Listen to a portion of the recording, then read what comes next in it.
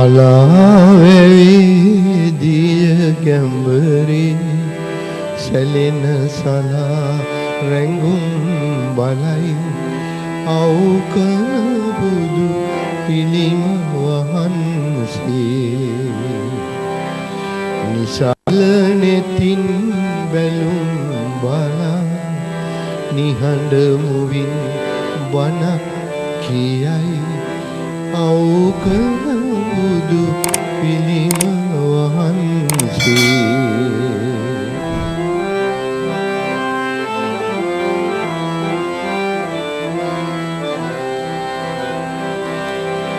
ප්‍රඥාවේ යුග නඟුලෙන් ලොවේ කෙතේ සීසේවා ශ්‍රද්ධාවේ බිජු වටයෙන් විමුක්තියේ ඵල නෙළුවා කලාවැවේ දිය ගැඹරේ සැලෙන සලා රැඟුම් බලයි අවුකන බුදු පිළිම වහන්සේ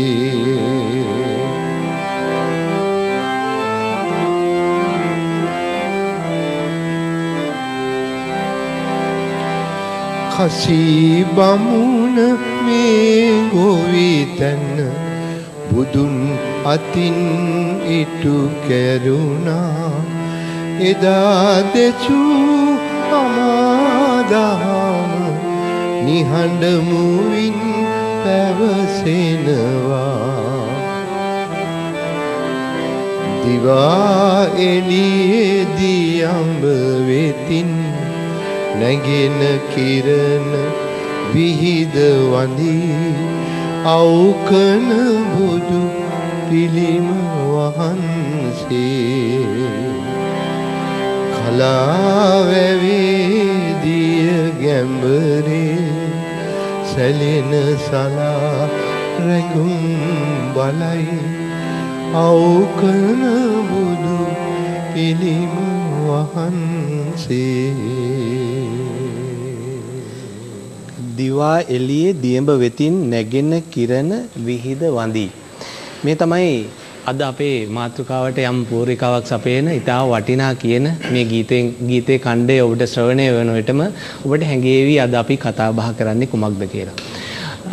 අපි අඳුරට අකමැති જાතියක් නෙවෙයි. අපි අඳුරට සාප කර જાතියක් නෙවෙයි. අපි අඳුරෙන් එළියට යන්න උත්සාහ කර જાතියක්. අපි අඳුරට එළියක් වෙන්නට උත්සාහ කර જાතියක්. ආලෝකයෙන් ආලෝකයට යන්න අපි උත්සාහ කර જાතියක්. අපි ඒ සඳහා යෝධ බලය, යෝධ ශක්තිය, මහා දාගැබ් තැනූ જાතියක්. නමුත් යටත් විජිතවාදයේ අඳුරින් අපේ දැස් හඳ වෙලා තියෙන යුගයක જાතියේ net පහන් දැල්වන්නට අදත් නැන පහන මෙතෙන් සිට ආරම්භන්නට අපිට අවසරයි. නැන පහනේ ධම්මෙලිය තමයි දැයේ පිනට උපන් අතිපෝజ్య ගෞරවනීය අපේ බණ්ඩාරල අමිතානන්ද අපේ නායක ස්වාමින් වහන්සේව අපි පාදාභිවන්දනයෙන් ආරම්භයේදීම පිළිගන්නවා. ඒ වගේම අපේ මේ ගීතයෙන් ඉතාමත්ම ආරම්භයේදීම මේ අපේ වැඩසටහන හැඩවැඩ කළ අපේ යුගයේ පහළ වෙලා ඉන්න අද දවසේ අපිට ඉන්න ප්‍රවීණතම සංගීතඥයන් අතරින් අපේ අද දවසේ ජීවමානව ඉන්න ප්‍රවීණ සංගීතවේදී ආචාර්ය වික්ටර් රත්නායක ශිවරින්වත් අපි ආරම්භයේදීම ගෞරවයෙන් පිළිගන්නවා. ඒ වගේම ඵලදායිතාව සහ ළමා මනෝවිද්‍යාව පිළිබඳ උපදේශක ප්‍රවීණ දේශක ලාල් පොන්සේකා මෙතුමාවත් අපි ආදරෙන් ගෞරවයෙන් පිළිගන්නවා. ඔබ දන්නවා සෝබා දහම සහ බුදු දහම කියන්නේ බොහොම සමීප කාරණාද කියන කාරණාව අද අපේ සමාජයේ ඉදිරියේ තියෙන ප්‍රශ්නයක් බවට පත් වෙලා තියෙනවා. ඒ නිසා සෝබා දහම බුදු දහම පිළිබඳ වැඩියෙන් කතා කළ යුතු යුගයකයි අපි මේ ජීවත් වෙන්නේ. ඒ නිසා අපිට බොහෝ ලිපි වලින් අපිට නැන පහනට ලැබිලා තියෙන ලිපි මගිනුත් මේ කාරණාව තිරසර වෙනවා. අපිට අපේ හඳුරන්නේ අපිට ලිපි බොහොමයක් ලැබිලා තියෙන. ඒ අතරින් අපිට අහක දාන්නට බැරි ප්‍රධාන ලිපියක් අපි ආරම්භයේදීම තෝරාගත් අපේ හඳුරන්නේ මේ කඩුවෙල ප්‍රදේශයෙන් අපිට ලැබුණු ලිපියක්. අපි හඳුරන්නේ මේ ලිපියෙන්ම අපිට මේ නැන පහනට යම් ප්‍රවේශයක් ලබා ගන්නට හැකියාව තිබේ කියලා මම විශ්වාස කරනවා. ඔබ වහන්සේ අපිට මේ සඳහා ලබා දෙන පූර්විකාව කෙබඳුද කියලා දැන කියා ගන්නට කැමති අපේ හඳුරන්නේ. ශ්‍රී ලංකා වාසී සියලු දෙනාටත් අන්තර්ජාලය හරහා නැන පහන නරඹන ලෝකවාසී බෞද්ධ සියලු දෙනාටත් තුනුරුවන්ගේ ආශිර්වාදයත් සියලුම දෙවියන්ගේ රැකවරණයත් ආරක්ෂාවත් සැලසී ස්වභාව ධර්මයේ ආශිර්වාදය 100% ලබා ගන්න. බුදුදහම ඔබේ මනසට ආලෝකයක් වේවා, පහනක් වේවා කියන මෛත්‍රී ප්‍රාර්ථනාවෙන් තමයි අපි සියලු දෙනා හැමදාම නැනපහනට සම්බන්ධ වෙන්නේ. විශේෂයෙන් මතක් කළ යුතු දෙයක් තියෙනවා. මෙතෙක් නැනපහනේ ආලෝකයේ දිගින් දිගට රැගෙන ආවේ පින්වත් අපේ චාමික ජනකාන්ත පුතණුවන්. එකපාරම බලනවා ඇති කට්ටිය මොකද චාමිකට උනේ කියලා. ගරු සභාපතිතුමාගේ ආරාධනයෙන් TNL ආයතනයේ වෙනුවෙන් එතුමා අද මේ මොහොත වෙනකොට චීනයේ ඉන්නේ. ආයතනයේ රාජකාරී කටයුත්තක් සඳහා ගිහිල්ලා. දැන් එතුමා එහෙ රාත්‍රී 2:00ට මේ රාත්‍රී 9:00ට අපිත් එක්ක කතා කළා හැමෝම. ඉතින් චාමික වෙනුවට නැනපහන කියලා කියන්නේ අතිපූජනීය ගෞරවනීය ගංගොඩවිල සෝම ස්වාමීන් වහන්සේ ලෝකයට හඳුන්වලා දීලා ලෝකයේ සියලු දෙනා අඳුරෙන් එළියට අරගෙන අඳුරෙන් එළියට ගත්තු ජනතාවගේ නැනනුවන දල්වන්න පත්තු කරපු පහන මීට අවුරුදු 17කට විතර උඩදී. පින්වත් සෝම ස්වාමීන් වහන්සේගේ පුංචිම ගෝලයා තමයි මේ ඉන්නේ චාමික මොනසිංහ පුතා. ඊටාම දක්ෂ උගතෙක්.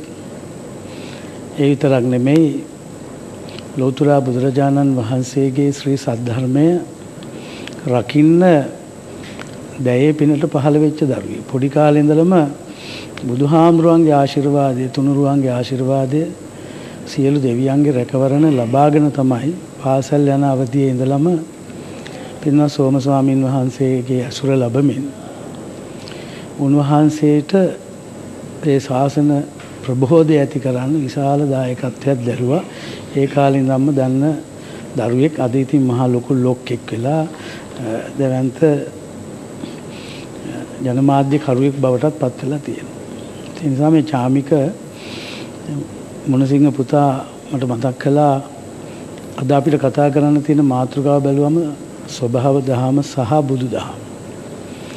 ඇත්තටම පින්නතුනි අපේ රටේ බෞද්ධයන්ට තවමත් බුදු දහම කියන්නේ මොකක්ද කියලා හඳුනගන්න බැරි වෙලා තියෙනවා. මේ මිත්‍යා දෘෂ්ටික අදහස් මේ ආගම දහමට එකතු කරපු නිසා. ස්වභාව දහම කියන එක 100% ලෝකයට ප්‍රකාශනය කළේ බුදුහාමුදුරුවෝ. එතකොට බුදු දහම කියන්නේම ස්වභාව දහම තමයි. ලෝකේ තියෙන ස්වභාව ධර්මයේ පරම සත්‍ය. ලෝකේ තියෙන පරම ඇත්ත ලෝකෙට හඳුන්වලා දුන්නේ සිද්ධාර්ථ ගෞතමයන් වහන්සේ. උන්වහන්සේට ඒක හඳුන්වලා දෙන්න සාරාංශක කල්පලක්ෂයක් ස්වභාව ධර්මات එක්ක ඇසුරු කරලා ස්වභාව ධර්මයත් එක්ක ජීවත් වෙලා බලනකො රජපෞලක ඉපදුණු රාජකුමාරයා ඉපදුනේ ගහක් යට. උන්වහන්සේ මේ තුන් ලෝක මවිත කරන තුන් ලෝකාග්‍ර බුද්ධියක් අවදි කරගත්තේ වයස අවුරුදු 35 දී ගහක් යට. අන්තිමට වසර 45ක් 45 වසරක් මහා විශිෂ්ට සේවාවක්. පොඩි සේවාවක් නේ. අනිත් හැම දුකකින්ම මිනිහෙක් නිදහස් කරන්න පුළුවන් මොනවායින් හරි. හැබැයි මේ සසර ගමන නවත්තන සාංශාරික දුක්ඛයන්ගෙන් අත මුදවා සියලු සත්වයන් සදාකාලික සනසිල්ලට සදාකාලික නිවීමකට යොමු කරපු මේ උත්තරමය අන්තිමට පිරිනුවන් පෑවදාලිත් ගහක් යටතේ. කියන්නේ අපි හැමදෙන්නේ බෝසතාණන් වහන්සේ උපත ලැබීම බුදු වීම පරිනිර්වාණය මේ තෙමගොල්ලම සිදුවුනේ සබහාදාමයේ සබහාදාමයේ ආශිර්වාදයෙන් මත බිහිවුනේ. ඒක තමයි අපේ වික්ටර් රත්නායක මැතිතුන් මේ ගීතේ මම අහගෙන හිටියා. අද තමයි මට ඔක ඇහුනේ. මේකේ කියනවා එදා ශ්‍රී මුඛයෙන් දේශනා කරපු බුදුරජාණන් වහන්සේ අද අවකනට වැඩලා එහෙමයි. අවකන උන්වහන්සේගේ නිසල මුවින් එදා කියාපෑපු ස්වභාව ධර්මයේ අසිරිය කලාව දිහා බලාගෙන උන්වහන්සේගේ ඒ පණිවිඩය අදත් ගලනවා කියලා.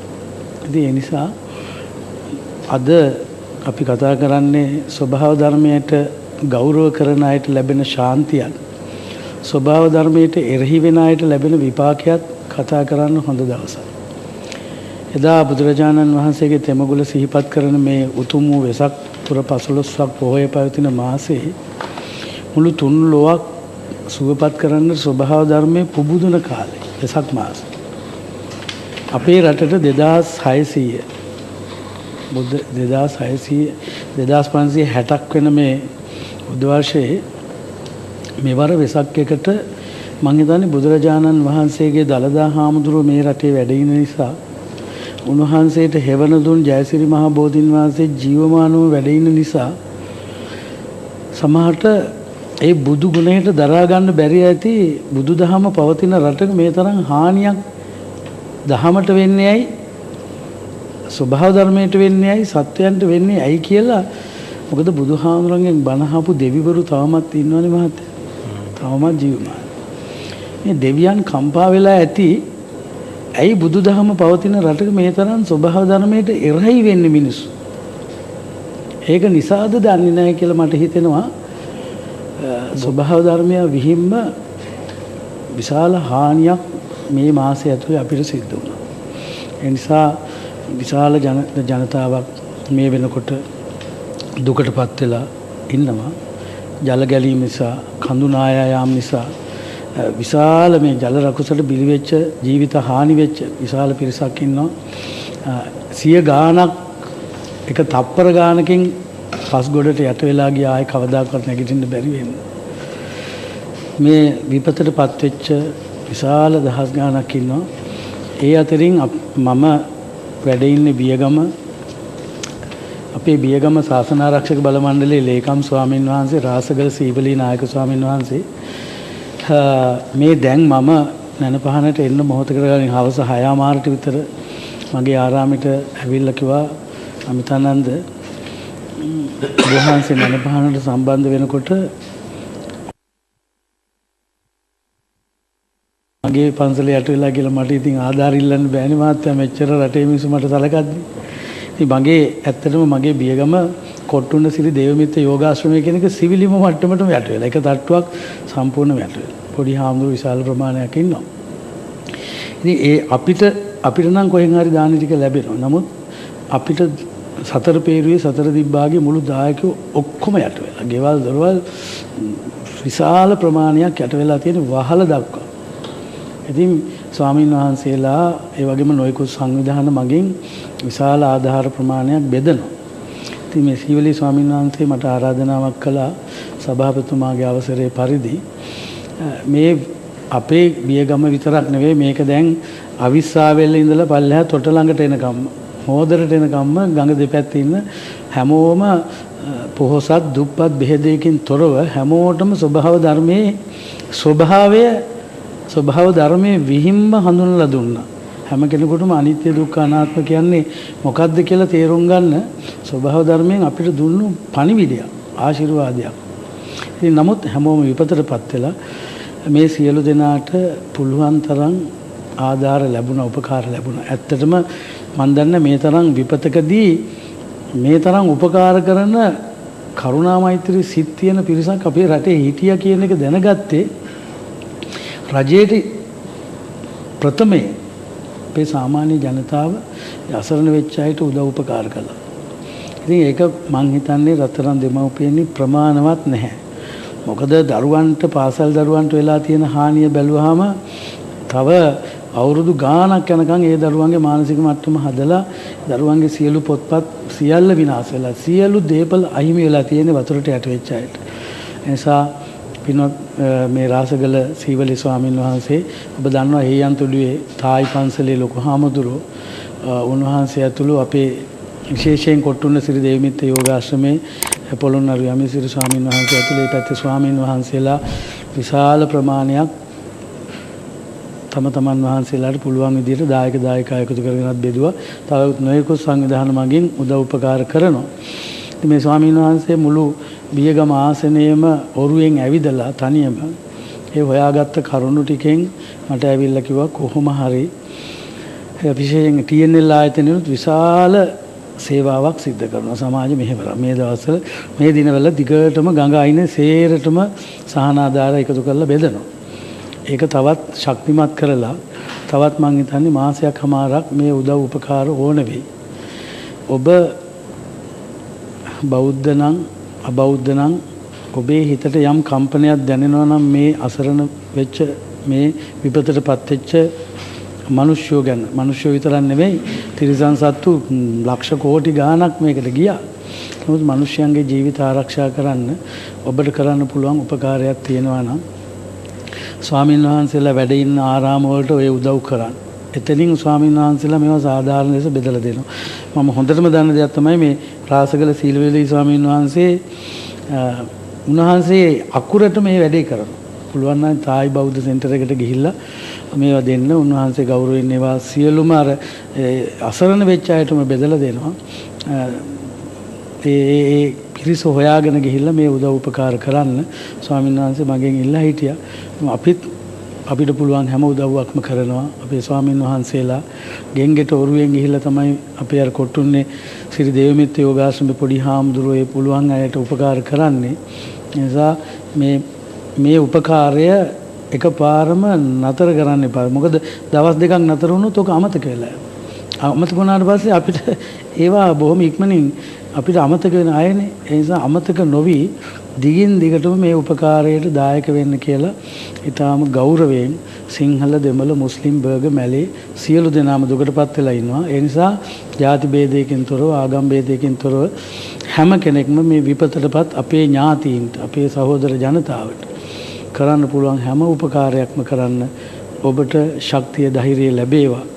ඔබේ හිතේ ඒ දුක දකින දුක පෙනෙන සිතක් ඔබට මතුවෙලා ස්වභාව ධර්මයෙන් විපතටපත් වෙච්ච සියලු දෙනාට වැඩි වැඩියෙන් උපකාර කරන්න. මේ රටේ විශේෂයෙන් අන්තර්ජාලය හරහා නැනපහන නරඹන විශාල අපේ ශ්‍රාවක පිරිසක් ඉන්නවා. අපිට එහෙනම් කතා කරන අයත් විශාල පිරිසක් ඉන්නවා. ඔබටත් පුළුවන් TNL ආයතනයේට මේ සියලු දේවල් ලබලා දීලා ඒ ආයතනය මගින් කරන මේ පොදු සේවය කරන්න. එහෙනම් හැමෝටම ගෞරවයෙන් ආරාධනා කරන්නේ අපේ මේ ස්වාමින් වහන්සේ මතක් කරපු දේ අපිත් අනුමත කරනවා. සියලුම ස්වාමින් වහන්සේලාත් මේක අනුමත කරනවා. එහෙමනම් ඔබේ ආධාරය මේ දුකටපත් වෙච්ච අය නැවත නගා සිටුවෙන තෙක්ම ඒ උපකාරය කරන්න කියලා ගෞරවයෙන් මතක් කරමින් හැම දිනාටම මොනියම් මොහොතේකින් ආධාරයක් කරන්න ලැබේවා කියලා ප්‍රාර්ථනා කරනවා. හොඳයි. අපි හාමුදුරුවෝ ආරම්භයේදීම අපිට ඊටා වටිනා පෝරිකාවකින් අපි මේ වැඩසටහනට යන යායුතු පාර කිව්වා. මග හොඳට තිබේ නම් යන්න දැසත් පෙනේ නම් කිම බැඳිවල යන්නේ මම්මුලාවිකුසේ කියලා අපේ මිහිරිපැන්නේ හාමුදුරුවෝ අපිට අතීතයේ කියපු ඕදුනත් අපිට සිහිගන්න වෙනවා. අපිට මතක් වෙනවා අපි ඒ වගේ මේ වෙලාවේ අපි දුරකථන අංකය ඔබට විවෘත කරනවා 0112 706 128 අපේ සුපුරුදු දුරකථන අංකය හරහා ඔබටත් පුළුවන් අපිත් එක්ක සම්බන්ධ වෙන්න නැනපහනට ඔබේ අදහස් ගැටළු ඉදිරිපත් කරන්නට. ඒ වගේම ඔබ ලෝපුරා කොහේ සිටියත් tnltv.com අපේ සුපුරුදු වෙබ් අඩවිය හරහා ඒකාත්මික වන්නට පුළුවන්. වෝග් ජුවලර්ස් අනුග්‍රහයෙන් ගෙනෙන මේ නැනපහන වැඩසටහන හැඩ වැඩ කරන්නට ඔබේ දායකත්වය අපිට ඉතා වැදගත් කියලා අපි යලියලිත් සිහිපත් කරනවා. මේ අපි ආරම්භයේදීම ඉතා වටිනා ගීතයක් වුණේ අපේ සිංහල ගීත සාහිත්‍යයේ තියෙන මා කැමැතිම ඉතාමත් බොහෝ දෙනා මේ පිළිබඳව වැඩි වශයෙන් අපේ රසඥතාව තිවුර කරන ගීතයක් තමයි අපේ වික්ටර් රත්නායක ශූරින් ගායනා කරේ. මේකේ මගේ හිත් ගත්තම කොටස අපේ ලාල් පොන්සේකා මෙතුමා මේ සභාවේ ඉන්න හින්දා එතුමාගෙන් මේකේ තවත් පැතිකඩක් අපිට විවෘත කරගන්න අවකාශය සැලසෙවි. ප්‍රඥාවේ යුග නගුලින් ලොවේ කෙතේ සීසෑවා සද්ධාවේ බිජු වටේන් විමුක්තියේ ඵල නිලුවා කියලා. අපි සාමාන්‍යයෙන් සබහාදහම අපි ආශිර්වාදයක් කරගත්ත අතීතයේ ඉඳන් මේකයි අපිට මතක් වෙනවා මහසෙන් අපේ රජතුමා අපිට කිව්වේ ආසින් වැටෙන දීබිඳක් අපේ ප්‍රයෝජන නොගෙන මහසයුරට ගලාගෙන යන්න දෙන්නේ නැහැ කියලා. මේ සබහාදහම අපි කවදාකවත් සාපයක් කරගත්තේ නැහැ. අර විපත සැපතක් කරගන්න જાතිය. ඒ නිසා මේ ප්‍රඥාවේ යුග නගුලින් ලොවේ කෙතේ සීසෑවා සද්ධාවේ බිජු වටේන් විමුක්තියේ ඵල නිලුවා කියන ඊ타මත්ම මනරම් මේ පද රචනාව හරහා අපිට මතක් වෙනවා කසී භාරද්වාජ සූත්‍රයේ උදේ සූත්‍රයේ බොහෝ සූත්‍ර දේශනා වලින් මේ ගීතේ හැඩ වැඩ වෙලා තිනවා. සරත් පොන්සේකා මැතිතුමනි මේ ප්‍රඥාවේ යුග නගුලින් අපි කොහොමද මේ කාර්යයට අතපොවන්නේ මේ අද දවසේ සබහාදහම සහ බුදුදහමත් එක්ක මේ කතා කරන මාතෘකාවට? ස්තුතියි. හාමුදුරනේ අවසරයි. අද ටිකක් අසනීප තත්ත්වයෙන් ඉඳගෙනත් මම මේ වැඩසටහනට ආවේ. මොකද නෑවිල්ල බැරි නිසාම මොකද නැලපහන කියන මේ වැඩසටහන මගේ හිත්ගත්තම වැඩසටහනක්. මම මාධ්‍ය වැඩසටහන රාශියකට සහභාගී වෙලා තියෙනවා. මට මගේ හදවතට කිට්ටුවෙන් යන වැඩසටහනක් විදිහට මම පිළිගන්නවා මේ දම්ස්වා මණ්ඩපය. ඒකම අලුත් කෙනෙක් මට හම්බ වෙනවා මෙතෙන්දී. ඒ නම මට ප්‍රශ්නයක් නැති නිසා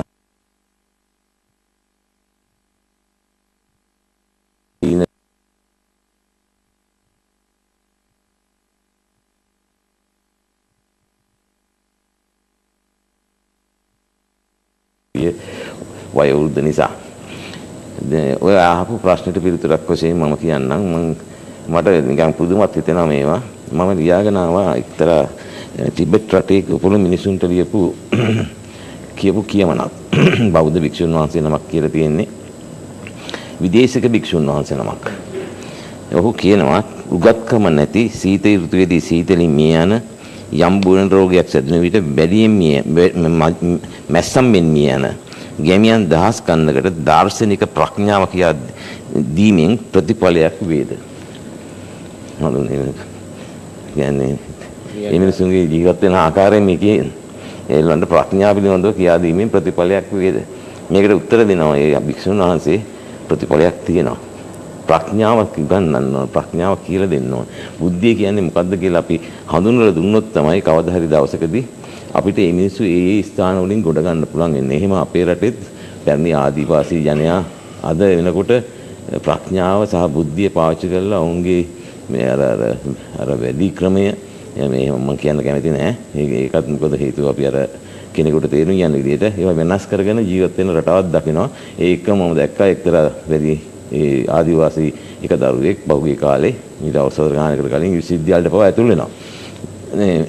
ඒක ඊළඟට දැන් මේක කියන්නේ ප්‍රඥාවේ යුග නගුලෙන් ලෝකයේ සීසෑව සද්ධාවේ බිජු වටේ මුක්තියේ පල නිරුවා. දැන් මෙතන කියන්නේ මේකට උත්තරේ මේ කියන්නේ.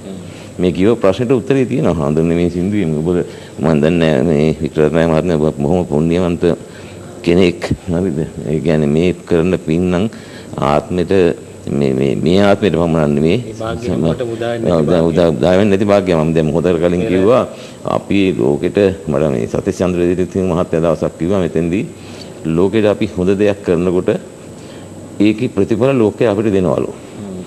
ඔහු කිව්වේ ඔහු ප්‍රාදේශීය ලේකම් කාර්යාලයකට ඔහුගේ උපැන්න සාතිකය හොයාගන්න ගිහලා හරි මේ ඒ යන හැම වෙලාව හැම තැනකින්ම එයාට කිව්වලු එයාට ප්‍රමුඛ ස්ථානය ලැබුණලු.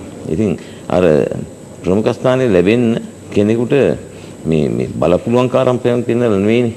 සමහර පොලිස් නිලධාරීන් ඉන්නවා ගිහිල්ලා මේ සමහර දේශපාලකයන් ඉන්නවා.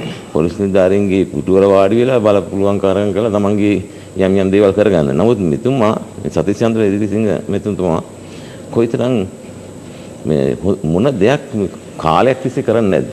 දැන් මෙතුමට මම කිව්වා මේ දැන් මේ මෙතෙන්ට එන්න කලින් ඔබගේ ප්‍රඥාවෙන් ඔබ ලෝකයට දීලා තියෙන මේ දේ එසේ මෙසේ දෙයක් නෙමෙයි.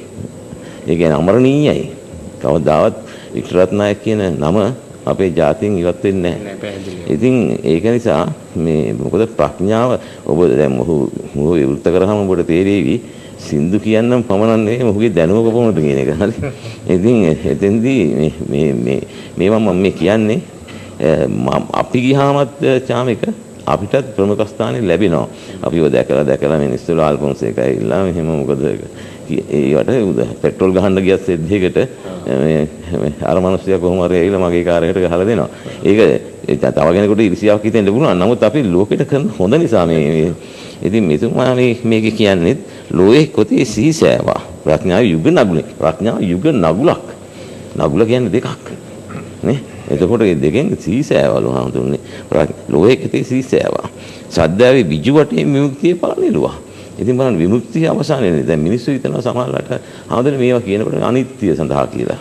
මේක තමයි මේ ජීවිතය අනිත්‍යයි කියලා අපි කියන්නේ. ජීවිතං අනිත්‍යයි. දැන් මෙතෙන්දී මේකෙන් අදහස් කරන්නේ නැහැ ප්‍රඥාව තියෙන මිනිහා ඔය ගැන හිතේ ඉන්නේ නැහැ හඳුනේ. ඒක අවදා ශ්‍රද්ධා මුසු වෙලා තමයි මේක. මුසු වෙලා යන්නේ. මේක දැන් අපි නිවන්තර යතුරු කියන ශ්‍රද්ධාව අපි මැරෙන බව අපි දන්නවා. මරණය ගැන හිත ඉන්න ඕනේ නැහැනේ. ප්‍රඥාව පාවිච්චි කරන්න ඕනේ. ප්‍රඥාව පාවිච්චි කරලා කළ යුතු දේ කරන්න ඕන. ඍජු අර මෙතන ඍජු වටේ විමුක්තිය පලන යන්න ඕන. පලන යනකොට අපි ගාක් කියලාට මිනිස්සු දෙන විවේචනයක් තමයි දැන් මෙතන එනකොටත් එක මහත්මයෙක් අපිත් කිව්වා මේ මිනිස්සු හිතන් ඉන්නේ මේ අනිත්‍ය නිසා කිසිම දෙයක් උත්සන්න දාලා යන්නේ. නෑ මෙතනදි එහෙම නෙමෙයි. ඉතින් මේක නිසා අපි කල්පනා කරන්න ඕන මේ ප්‍රඥාව අපේ මිනිසුන්ට තියෙනවා නම් අපේ පාලකයන්ට තියෙනවා මේ ආපදා බලක ගන්න අමාරු නෙමෙයි. පරිසරය කියන්නේ චාමික කෙනෙකුට හදන දෙයක් නෙමෙයි. කෙනෙකුට හදන්න බෑ පරිසරය. ගොඩනගන්න බෑ හැමදෙන්නේ ගොඩනැගිලි වගේ. පරිසරයේ සබා ධර්මයෙන්ම හැදිච්ච දෙයක්. සබා ධර්මයෙන්ම හැදිච්ච දෙයක්. එතකොට මේ පරිසරයත් එක්ක අපි ජීවත් වෙන්න දැනගන්න ඕන. පරිසරයට හානි කරන්න දැන් හානි කරන්න මොකද සිද්ධ වෙන්නේ අපි ජීවත් වෙන තියෙන ප්‍රමාණය පොඩ වඩු වෙනවා. දැන් අපි අලි මිනිස් ගැටුම ගත්තොත් එහෙම චාමික මේ අලි මිනිස් ගැටුමට හේතු සාධක වෙලා තියෙන්නේ ඇයි? මිනිසුන්ට ඉන්න තැනක් නැහැ. මිනිස්සු යනවා කැලේ ඇතුළට ගිහිල්ලා ගෙවල් ගහ ගන්නවා. ගෙවල් ගහ අලිය පන්නනවා. රතිඤ්ඤ දානවා මේක අලියගේ භූමිය ඒ භූමියෙන් එළවනවා. එළවලා ඉතින් අලියා එනවා ඊට පස්සේ මිනිස්සු අතරට. ඉතින් අලි මිනිස් ගැටුමක්. මම දන්නවා ඉන්දියාවේ තියෙන එක්තරා කර්මාන්තශාලාවක් ගහලා මේ මම නම නොකිය ඉන්න ඉන්දියානු ප්‍රදේශයේ ඒකේ අක්කර 1000ක් ඒකේ හඳුන්නේ හිටියේ සර්පයෝ විශාල සර්පයෝ පොරොන්ගු මේ නයි බොහොම හිටියේ උන්ගේ නිජ භූමිය රජයෙන් දුන්නා ආයතනයකට මේකේ ගැහුවා ෆැක්ටරි ගහනකොට අර බුල්ඩෝසර් දාලා බැකෝ දාලා මේ කරනකොට සර්පයෝ ගියා මැරෙන එක මැරුණා නමුත් දැන් ෆැක්ටරි ගහලා දැන් ලස්සනට තියෙනවා ඉඳලා ඉන්න සර්පෙක් එනවා ඇතුළට. දැන් මිනිස්සු මොකද්ද කරන්නේ? හොඳ තඩි පොල්ලක් තියාගෙන සර්පයා මරනවා. මේ පරිසරයත් එක්ක කරන මේ සටන් මම කියන්නේ. මේවට මම කියන්නේ ආපදා කළමනාකරණය කියලා එකක් කියනවනේ අපි. මේ ආපදා කළමනාකරණය කියන්නේ මොකද්ද? ආපදාවක් කොහොමද කළමනාකරණය කරන්නේ? ආපදාවක් වෙන්න තියෙනවා නම් ඉස්සෙල්ලා ඒක කළමනාකරන්න ඕන. ඉතින් ඒක නෙමෙයිද රජයේ යුතුයකම වියුත්. ඒක නෙමෙයිද පාලකයන්ගේ යුතුයකම වෙන්නේ. සංවිධාන පිහිටවගෙන අපි මොනවද කරන්නේ? මෙන්න මේ දේවල් වලට අපි උත්තර හොයමු තාටේකින්. මම මේ ආරම්භයක් විදියටයි මේක මම මේ කිව්වේ. හොඳයි. මම හිතන්නේ අපේ වැඩසටහනට තවත් හැඩ වැඩ වෙමින් මේ අපේ යන පාර මම විවර කිරීමක් ලාල් පොන්සේක මැතිතුමා හරහා අපිට සිදු වුණා. අපිට මතක් වෙනවා මිහිඳුරු සුනිල් ආරියරත්නයන් සමග සීගිරි කුරුටු ගී ගැන වැඩසටහනක් කරනකොට මෝදෙව්දාවත සසඳාවත අමාවතර බුත්සර මේ සඳහා වැඩසටහන් කරනකොට මේ සඳහා හැඩ වැඩ කරන්න මේ ගීත ගායනා කරපු ගීත සොයනකොට සුනිල් ආරියරත්නයන් මා සමග කිව්වේ ඒකට එක ඉන්න හොඳම සම්පත්දායක තමයි වික්ටර් රත්නායක චූරින් කියලා. එතුමා මෝදෙව්දාවත මකාදේව රජු වගේ සීගිරි කැටපත් පවුරේ විවිධ ආකාර ගීත රාශියක් අපේ සිංහල පාඨක ලෝකයට දායාද කරලා තියෙනවා. ඒ නිසා එතුමාව සම්බන්ධ කර ගැනීමම ප්‍රමාණවත් කියලායි මහාචාර්ය සුනිල් ආරියරත්නයන් මා සමග පැවසියේ. ඒ නිසාම එතුමා අපේ මෝදෙව්දාවත සසඳාවත අපිට තියෙන ගද්‍ය පද්‍ය අපේ පුරාතන සාහිත්‍ය හැඩ වැඩ කරන්න එතුමා විශාල සම්පත්දායකත්වයක් ඒ කාලේ අපිට සැපෙවුවා. මේ ගීත හෙනකොට අපිට හිතෙනවා අපේ සූත්‍ර දේශනාවත් ඔබතුමා මේක බණක් කියනවා. අර බණ කිව් ගී වගේ තමයි අපිට මේ ගීත ඇහෙන්නේ වික්ටර් රත්නායක ශූරීනි. ඔබතුමාට මේ ලැබුණ අර පුබ්බේත කත පුඤ්ඤත පෙරපින් ඇති බව නිසාමද මා දන්නේ මෙවැනි පුණ්‍ය මහිමයක් ඔබතුමාට මේ බණ ගීතෙන් ගායන්නට වගේ අවකාශයක් සැලසෙලා තියෙන්නේ. මේ ගීත හරහා ඔබතුමාට දැනෙන හැඟෙන දේත් මේ සබහාදහම බුදුදහම සමග මුසු කරන්නට මේක අවස්ථාවක් කරගත්තොත් ඔබතුමාගේ උත්තරේ කුමක් වෙයිද? ඇත්තම මේ චාමික කියලා අදත් අමතන්නට ලැබීම මම හිතන්නේ අපේ පිනක් කියලා. මොකද අපේ වැඩසටහන මෙතෙක් රැගෙන ගිය නැත්තම් මෙහෙ යවපු චාමික හා සමානවම අතිදක්ෂ ඔබ වෙනෙක් ලැබීම සහ ඔබගේ නම චාමිකම වීම අපිට භාග්‍යයක්. මම හිතන්නේ ස්වාමීන් වහන්සේත් මේ බව මුලින්ම මතක් කළා. ඇත්තම චාමික මේ ගීතය ගැන ගොඩාක් කතා කරන්න මා කැමති නෑ. කෙසේ වුණත් මෙහි නිර්මාතෘවරු පිළිබඳව යමක් කියන්න ඕන. ඒක තමයි බෞද්ධයෝ හැටියට අපේ කෘතවේදීත්වය පළ කිරීම තමයි මුලින්ම අපි කළ යුත්තේ. මේ ගීතය අපට දියා දුන්නේ මේ මහාචාර්ය තිලක රත්නකාර මෙතුමා තමයි මේ ගීයේ පදමාලාව ලියලා දුන්නේ. ඒ වගේම මේ සංගීතවත් කලේ සංගීත විශාරද ඩී.ආර්. පීරිස් මැතිතුමා. එතුමා අතිදක්ෂ සංගීතඥයෙක්. චිත්‍රපට ගණනාවක මේ සංගීත නිර්මාණය කරපු, ඒ වගේම ගුවන්විදුලියේ කලක් සංගීත අංශයේ බහරව කටයුතු කරපු සංගීතවේදියෙකු හැටියට මේ දෙපළටම මම ඊටාම ගෞරව කරමින් නැත්නම් ඒ කෘතවේදීත්වයේ පළ කරමින් අද අපාතර නැතත් අපේ මිනිස්කම අපි මේ ලාය පෙන්වන්නට ඕනේ කියලා මා හිතනවා. ඒ වගේම අපේ හාමුදුරනේ මේ ඔබ වහන්සේ මතක් කළා මෙන්ම මුලින්ම මං හිතන්නේ මේ බුදු දහම සහ සෝබා දහම කියන එක ගත්තාම දෙක එකට සුසංයෝග වුණු කරුණු දෙකක්. එහෙම නැත්නම් බුදුදහම පවතින්නේ සෝබාදහම මතමයි කියන මම අර්ථාන්විත දේශනය ඔබ වහන්සේ විසින් මුලින්ම මතක් කළා. ඇත්තෙන්ම හඳුරන්නේ අපිට හිතන්න වෙලා තියෙන්නේ ඔබ වහන්සේ ඒ කරුණත් මතක් කළා මට මතකයි.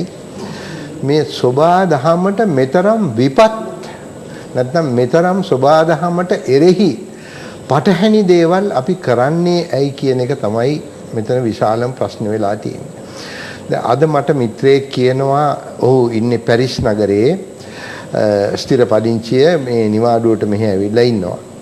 එතුමා කියනවා මේ නැපෝලියන් බොනපාට් කියන ඒ අධිරාජයා ඇති කරපු උයන්, ඒ කියන්නේ මිනිසුන්ගේ නිදහස ගත කරන්නට පොත්පත් ලියන අයට, සාහිත්‍යදරයන්ට, සංගීතකරුවන්ට, ඒ වගේම ළමා අංශයක් වෙනම හදලා ඒ අයට ක්‍රීඩා කරන්නට, ඔවුන්ට නාන්න, ඒ වගේ විනෝද වෙන්නට හදපු උයන් තියනවලු තාම. රජයෙන් කිසිම දවසක ඒ උයන් හෙලි කරලා එලිපෙහෙලි කරලා වෙනත් දේවල් ඔය මේ නිවාස ක්‍රම මේ ව්‍යාපෘති එහෙම ආරම්භ කරන්නේ නැහැ කියලා. ඒ කියන්නේ නැපෝලියන් බොනපාට් කියන ඒ අධිරාජයා විසින් ඇති කරපු ඒ දේවල්, ඒ කියන්නේ සෝබා මේ හන්තාන කඳුමුඳුරන්ට ගිහිල්ලා බොහොම නිවී හැනෙහිල්ලේ තමාගේ නැත්තම් චිත්‍ර අඳින ඒ වගේ දේවල් කරන කලාත්මක නිර්මාණ කරන තැනක්. ඉතින් දැන් හන්තානේ කන්දේ අවදානමක් තියෙනවා අපේ හඳුරන්නේ නාය යනවා කියන. නාය යන්නට හේතු වෙන්නේ බොහෝ කඳු පාත් වෙන්නට හේතු වෙන්නේ ඒ වාගේ තියෙන සෝබාදහමේ තියෙන අලංකාරය නැති කිරීම. ඒ කියන්නේ එහි ගස් වෙවෙන්න දෙන්නේ නැහැ. ඒවා විශාල ගස් ඒවා කපලා. ඉතින් ඒ ගස් වල මුල් වලින් පස බැඳිලා තිබුණු ඒ සෝබාදහමේ ක්‍රියාපිළිවෙත දෙකඩ කරලා නැත්තම් ඒවා සුණු විසුණු කරපු නිසා තමයි මේ කඳු පාත් වෙන්නේ. දැන් මරණ ගණනාවක සිද්ධීන් අපිට ආරංචි වුණා මේ මාධ්‍ය මගින්. සමහර තැන්වල 100 ගණන් කන්ද පාත් වෙලා නැත්තම් නාය යාමෙන් ජීවිතක්ෂයටපත් වෙලා. ඒක අම්මා කෙනෙක් අඳනවා මගේ පවුලේ 9 දෙනාම නැහැ කියලා. මං විතරක් ජීවිතුන් අතර ඉන්නවා කියලා. ඉතින් ඇත්ත වශයෙන්ම හාමුදුරනේ අපි මේ සෝබාදහම නැති කරන්නේ ඇයි කියන දේ ගැන මීට වඩා පුළුල්ව කතා කළ යුතුයි කියලා මා හිතනවා. හැබැයි ඉතින් ඒක කනගාටුදායක තත්ත්වයක් තියෙනවා. සෝබාදහම නැති කිරීමට මූලික වන්නේ සාමාන්‍ය ජනතාව විතරක් නෙවෙයි. මා හිතන්නේ පාලන තන්ත්‍රයේ ඇතැම් බලපෑමුත් මේකට හවුල් කියලා කියන්නටත් ඕන. ඉතින් ඒක නිසා බුදුදහම සහ සෝබාදහම කියන්නේ දෙකක් නෙවෙයි ඔබ වහන්සේ දේශනා කළාක් මෙන්ම. ඉතින් අපිට ඇත්ත වශයෙන්ම සෝබාදහම අපි හා එරෙහි වෙන්නේ. එහෙම නැත්නම් අපිට විරුද්ධ වෙන්නේ මා හිතන්නේ අපේම ඇතැම් වැරදි ක්‍රියාදාමයන් නිසා බවයි මට නම් කියන්න පුළුවන්. හොඳයි. අපේ ආචාර්ය වික්ටර් රත්නායක ශූරීන් සඳහන් කර විදිහට අපේ හාමුදුරනේ මේකට අර අපේ අධම්මික සූත්‍රයේ විදිහට පාලකව අධර්මිෂ්ඨ වෙනකොට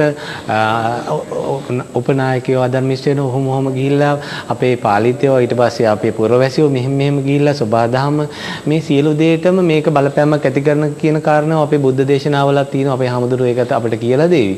අපේ හාමුදුරනේ සෝබාදහම සහ බුදුදහම අතර කියවෙන සම්බන්ධියාව තියෙන සූත්‍ර දේශනා සහ මේ ගොවිතැන පිළිබඳව අපිට ආරම්භයේදී සඳහන් කර මේ කසීබාරද්දාදී සූත්‍රයේ උදේ සූත්‍රයේ මේ සූත්‍ර දේශනා මේ ගීතය තුලින් අපිට කියා දුන්නා. අපේ හාමුදුරනේ බුදුදහමේ කොහොමද සෝබාදහම ගැන විස්තර වෙන්නේ? ඔබ වහන්සේ මේ සූත්‍ර 18 ඔබ වහන්සේ උදාහරණ ගෙන හරපෑවොත් අපිට මේකෙදි කතා කරන්න වෙලාවක් නැති වෙයි.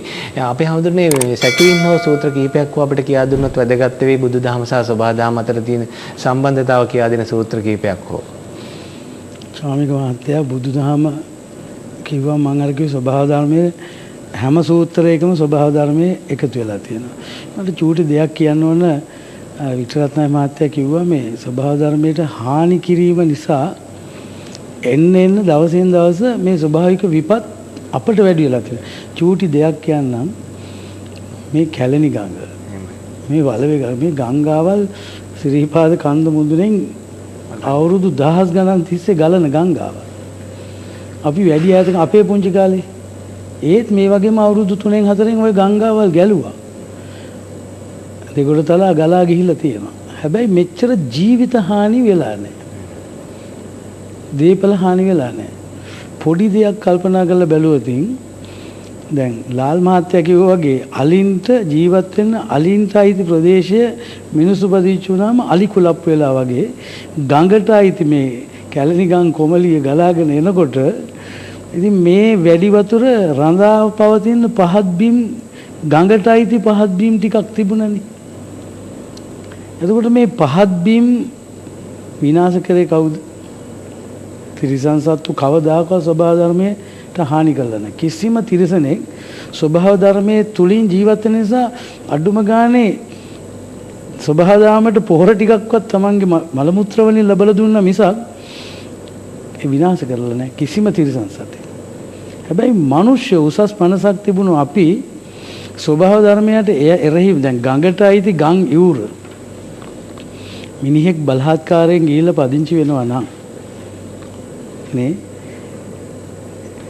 අර උතුමා කිව්වා වගේ කඳු පාමුල අඩි 30 40 ගැඹුරට කොන්ක්‍රීට් කණු බස්සලා මේ පොළොව දෙදුරුම් කන තරමට මේවා ගැඹුරට හාරලා නොයේක් විපත්ති කරනකොට කන්ද හෙල්ලෙනවා. කඳු හෙල්ලෙනවා. ඉතින් එතකොට යටින් කඳු පාමුල කියන්නේ මනුස්ස වාසයට සුදුසු නැති කන්දට අයිති ප්‍රදේශය. හන්තාන ගැන කියනකොට හන්තානේ අපිත් එක තරහ වෙන බෑ මොන කන්ද වුණත්. කන්දට අයිති ප්‍රදේශයක් තියෙනනේ. ඒ වනවගා කරලා ඒවා ජල උල්පත් ඇති කරන්න සුද්ධ පවා ඒවට හානි කරේ නැහැ. සුද්ධ ඇවිල්ලත් ඒවට හානි කරේ නැහැ. අද උනේ මොකද්ද? ඒ ස්වභාව ධර්මයේ අසිරිය මකල දාලා විනාශ කළා. මිනිස්සු ඒවා හොයාගෙන ගිහිල්ලා ඒවා විනාශ කළා ඒවට කරදර. දන්නේම නැහැ ඔක්කොම යට කරගෙන කන්ද පාත් වෙනවා. චුට්ටි දිහා බැලුවොත් ඔය අනවසර ඉදිකිරීම කියන ඒවට අවසර ලැබලා දීලා තියෙන කවුද? ඔය කියන අධර්මිෂ්ඨ පාලකයෝ. අධර්මිෂ්ඨ ඒගොල්ලන්ට ඡන්ද අපේක්ෂාවෙන් කොහෙන් හරි ආපු කෙනෙකුට ඉන්න තැන නැත්තම් බල ගඟයිනෙන් හදාගෙන ඉන්න. මගේ සීමාව තුළ ඕන කෙනෙකුට පදිංචි වෙලා විදුලිය තියෙනවා ජලය තියෙනවා ඒවා පහසුකම් ඔක්කොම හදලා දෙනවා. දැන් අනවසර ඉදිකිරීමකට එහෙම දෙන්න තහනන්නේ නීතියටනේ. ඉතින් ඒවා අනුමත කරලා තමන්ගේ ඒක තමයි බුදුහාමුදුරුවෝ අධර්මික රජවරු පාලකයෝ වැඩි වෙනකොට අපි කියන්නේ මේ දැන් ඉන්න පාලකතුමාලා ගැන නෙමෙයි මේ කලක් තිස්සේ වෙනස් වෙච්ච දේ. එතකොට මීට අවුරුදු 25ක තේකරොල්ලේදී හංවැල්ලේ අවිස්සාවේ ඉඳලා පල්ලෙහාට ගැලුවා මෙච්චර ජීවිත හානි වුණේ නැහැ දේපල හානි වුණේ නැහැ. අද ගඟට අයිති ගඟට හිමි පහත් බිම් මොනතරම් විශාල වශයෙන් විනාශ කරලාද. ඉතින් ඒවට අවසර කෙලින් බලහත්කාරයෙන් පදිංචි වෙන්න බෑනේ. ඒවට අවසර ලැබලා දීලා තියෙන්නේ විපත්ති වුණාම ආධාර බෙදන කට්ටියම තමයි. ඒ නිසා අපි කියන්නේ මිනිස්සු ජීවත් වෙන්න ඕන. මිනිස්සුන්ට ජීවත් වෙන්න තැනක් නැති නිසා තමයි අනවසරයෙන් ඇවිල්ලා එහෙම ඉන්න හදන්නේ.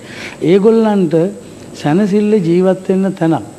දැන් ඔබතුමා කිව්වා ප්‍රංශේ මීට අවුරුදු 100 ගානකට 1000 ගානකටදී හදපු උද්‍යානයක් වෙනස් නොකර අදත් පවත ගන්නවා. මොකද ඒ නායකයෝ ස්වභාව ධර්මයට ආදරය කරපු නායකයන්ට ගරු කරන්න එහෙම කළා තියෙනවා. අපේ රටේ ඒ නිසා චාමික මහත්තයා දේශපාලනයක් කරනවානේ අද අපිට මේවා කතා කරලා වැඩක් නැහැ. නමුත් ඉතින් අද අපි කතා කරන ස්වභාව ධර්ම සහ බුදුදහමනේ. ඒකට වසර 2600ක් බුදුදහමෙන් පෝෂිත වෙච්ච ජනතාවක් ඉන්න රටේ ওই නායකයෝ වෙනත් ආගමක් ඇදහුවේ නැහැනේ.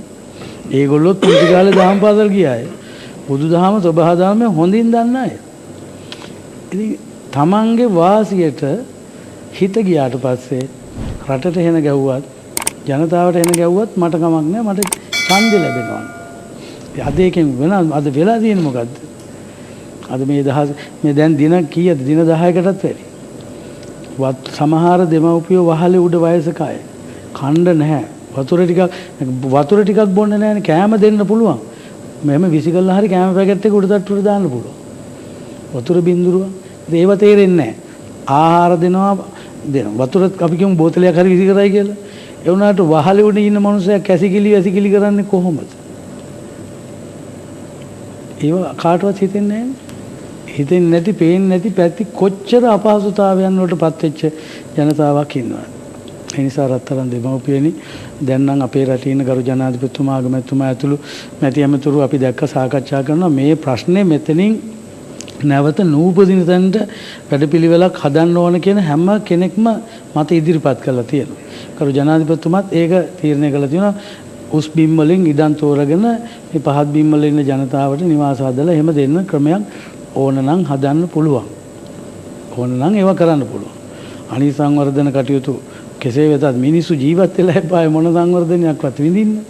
ඒ නිසා දැන් මම දෙල්ගොඩේ ඉඳලා මේ TNL එකට එනකොට බියගම පැත්ත සම්පූර්ණයෙන්ම යටලා මගේ පන්සල ඉස්සර පාර යටි වීගෙන එනවා. අපි අද පැය දෙකකටත් වඩා ගියා මට පන්සලේ ඉඳලා මේ දෙල්ගොඩේ ඉඳලා මේ ටික එන්න.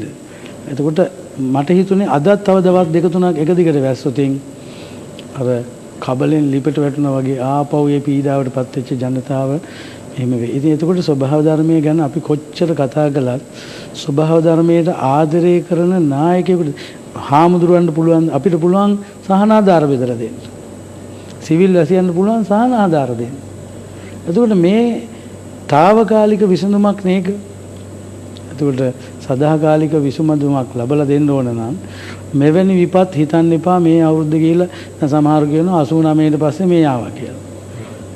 එතකොට තව අවුරුදු 29ක් යනකොට මේ විදිහටම එනවා. ස්වභාව ධර්මයේ පෙරලිය සිද්ධ වෙන්නේ ඒ විදිහටමයි.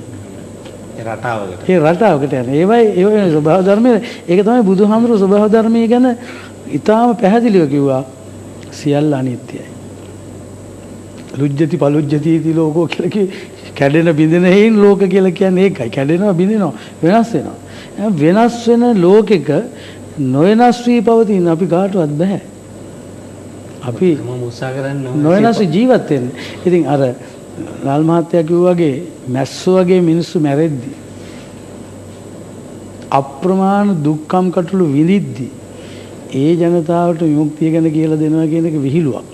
ඒක ටිබෙට් හාමුදුරුවන්ට තේරුණාට අපේ හාමුදුරුවන්ට තේරුනේ නැහැ. අපිට තේරුණා. හේතුව ඒ කිව්වේ මොකද? පළමුව මිනිස්යාගේ ජීවත් වීම සැප පහසුවෙන් ජීවත් කරවන්න තමයි රජවරුපත් කරගන්නේ.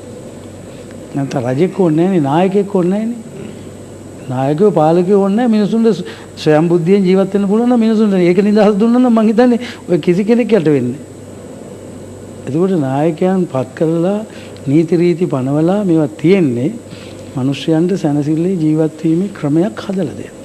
ඒ ක්‍රමය මෙතෙක්කල් කෙරිලා නැති එකේ විපත්තිය තමයි. දැන් මීට ඉස්සෙල්ලත් ගංගොතර ගලලා ඔය වගේ විපත් සිද්ධ වුණා. මේ වගේ නායකයා මතකද? අපි කොස්ලන්දේ දෙමළ ජාතියෝ ඒ කාලේ අපි කම්පා වෙලා ඒ ඔයදී ගිහිල්ලා මට මතකයි ගෙවල් හදන්න පටන් ගත්තා. තාමත් හදලා නැහැ කියලා කිව්වා.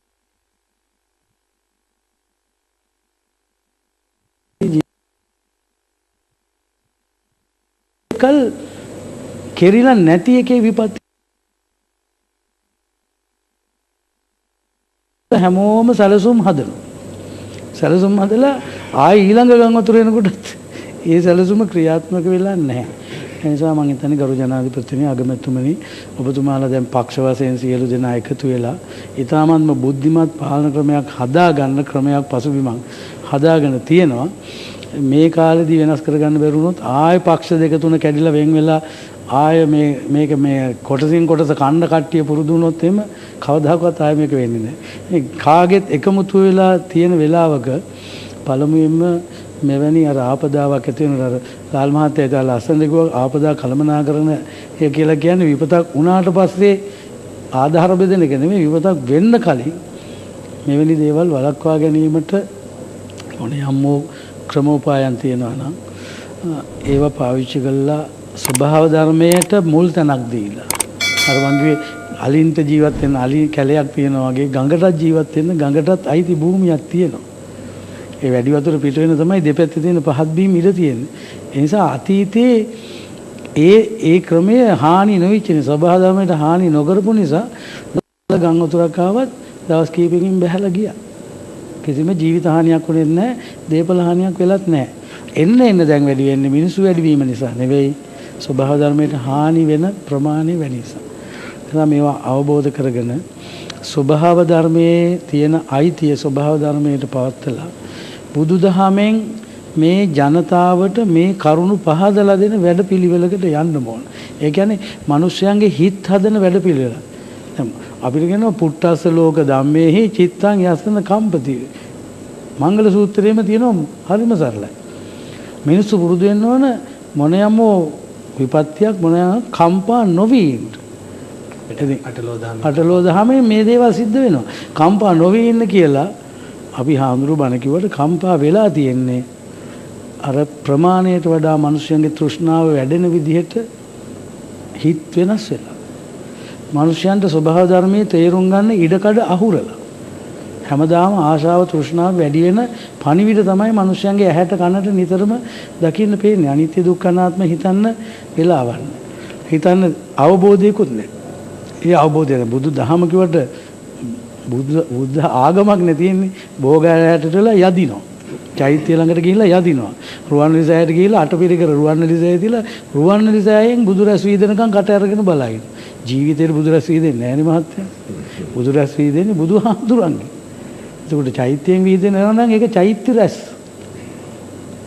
එද මිනිසුන්ගේ හිත් වෙනස් පැතිවලට මුලා කරවලා මිත්‍යා දෘෂ්ටියට යොමු කළා ලෞතර බුදුරජාණන් වහන්සේ අපිට හිතන්න කියපුවා හිතන්න ඉඩ හරින්න නැතුව අස් කරන්න කියුවා. තෘෂ්ණාව අස් කරන්න, ආශාවල් අස් කරන්න, ලෝභ ද්වේෂ මොහ දුරු කරන්න කියපුවා නොකිය ලෝභයේ වැඩෙන, ද්වේෂයේ වැඩෙන, මෝහයේ වැඩෙන, තෘෂ්ණාව වැඩෙන පින්කම් බන වැඩි වෙනකොට ඉතින් මිනිසයන්ට අකම්පිත හිතක් හදන්න අවස්ථාව ලැබෙන්නේ නැහැ.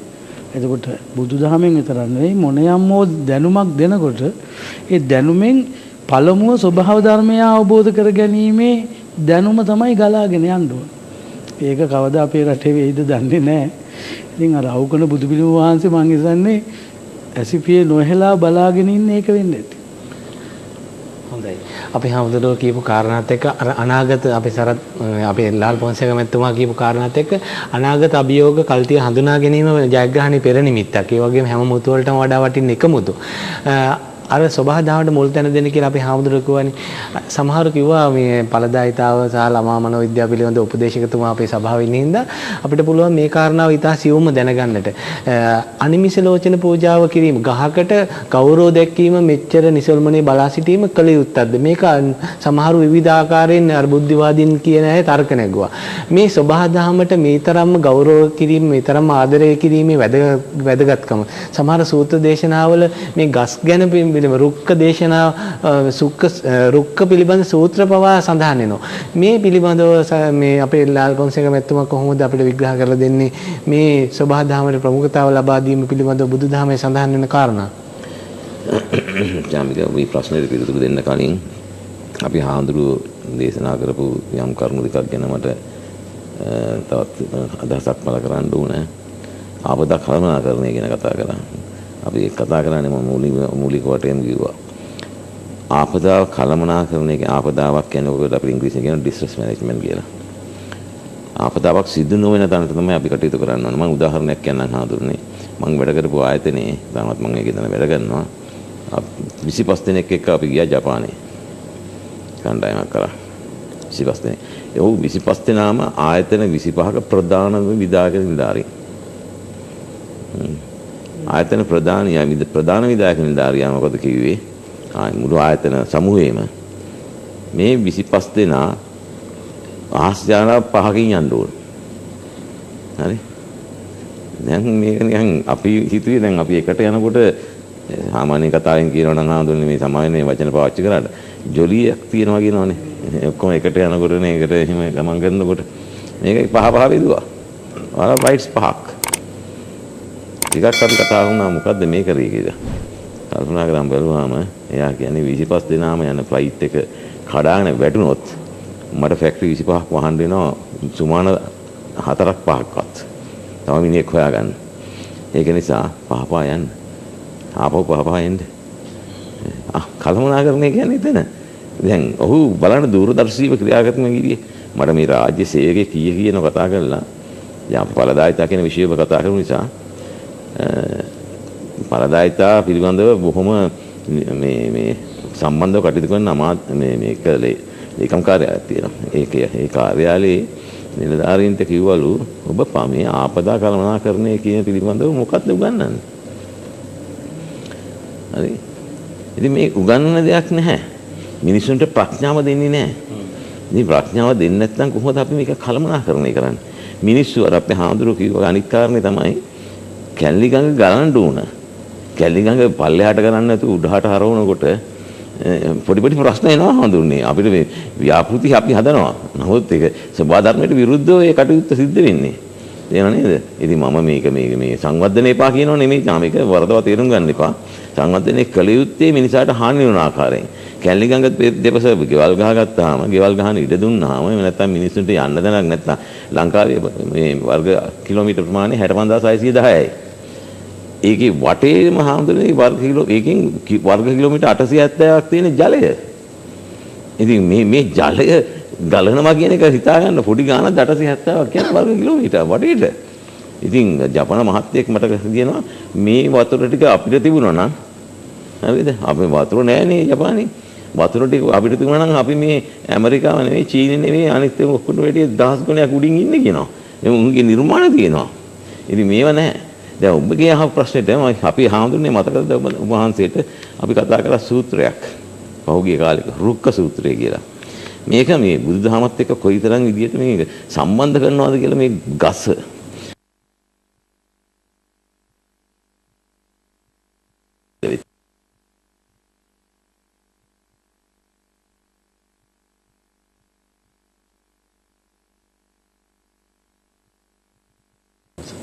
ඒක ඇත්තෙන්ම දිවාරය පිං වැටෙන කටයුත්තක් කියලා කියන්නේ නේ. දේවතා සංයුක්තයේ දේවතාවා එහෙම මිනිස්සු මම දකින්න විදිහට මේ බලන්න තුන්වෙනි කිසිවෙක් සිල්වත් කුසල් නම් ඇත්තේ වෙයි. ඔහුගේ පිරිවර දුස්සීල පාප ධර්ම ඇත්තේ වෙයි.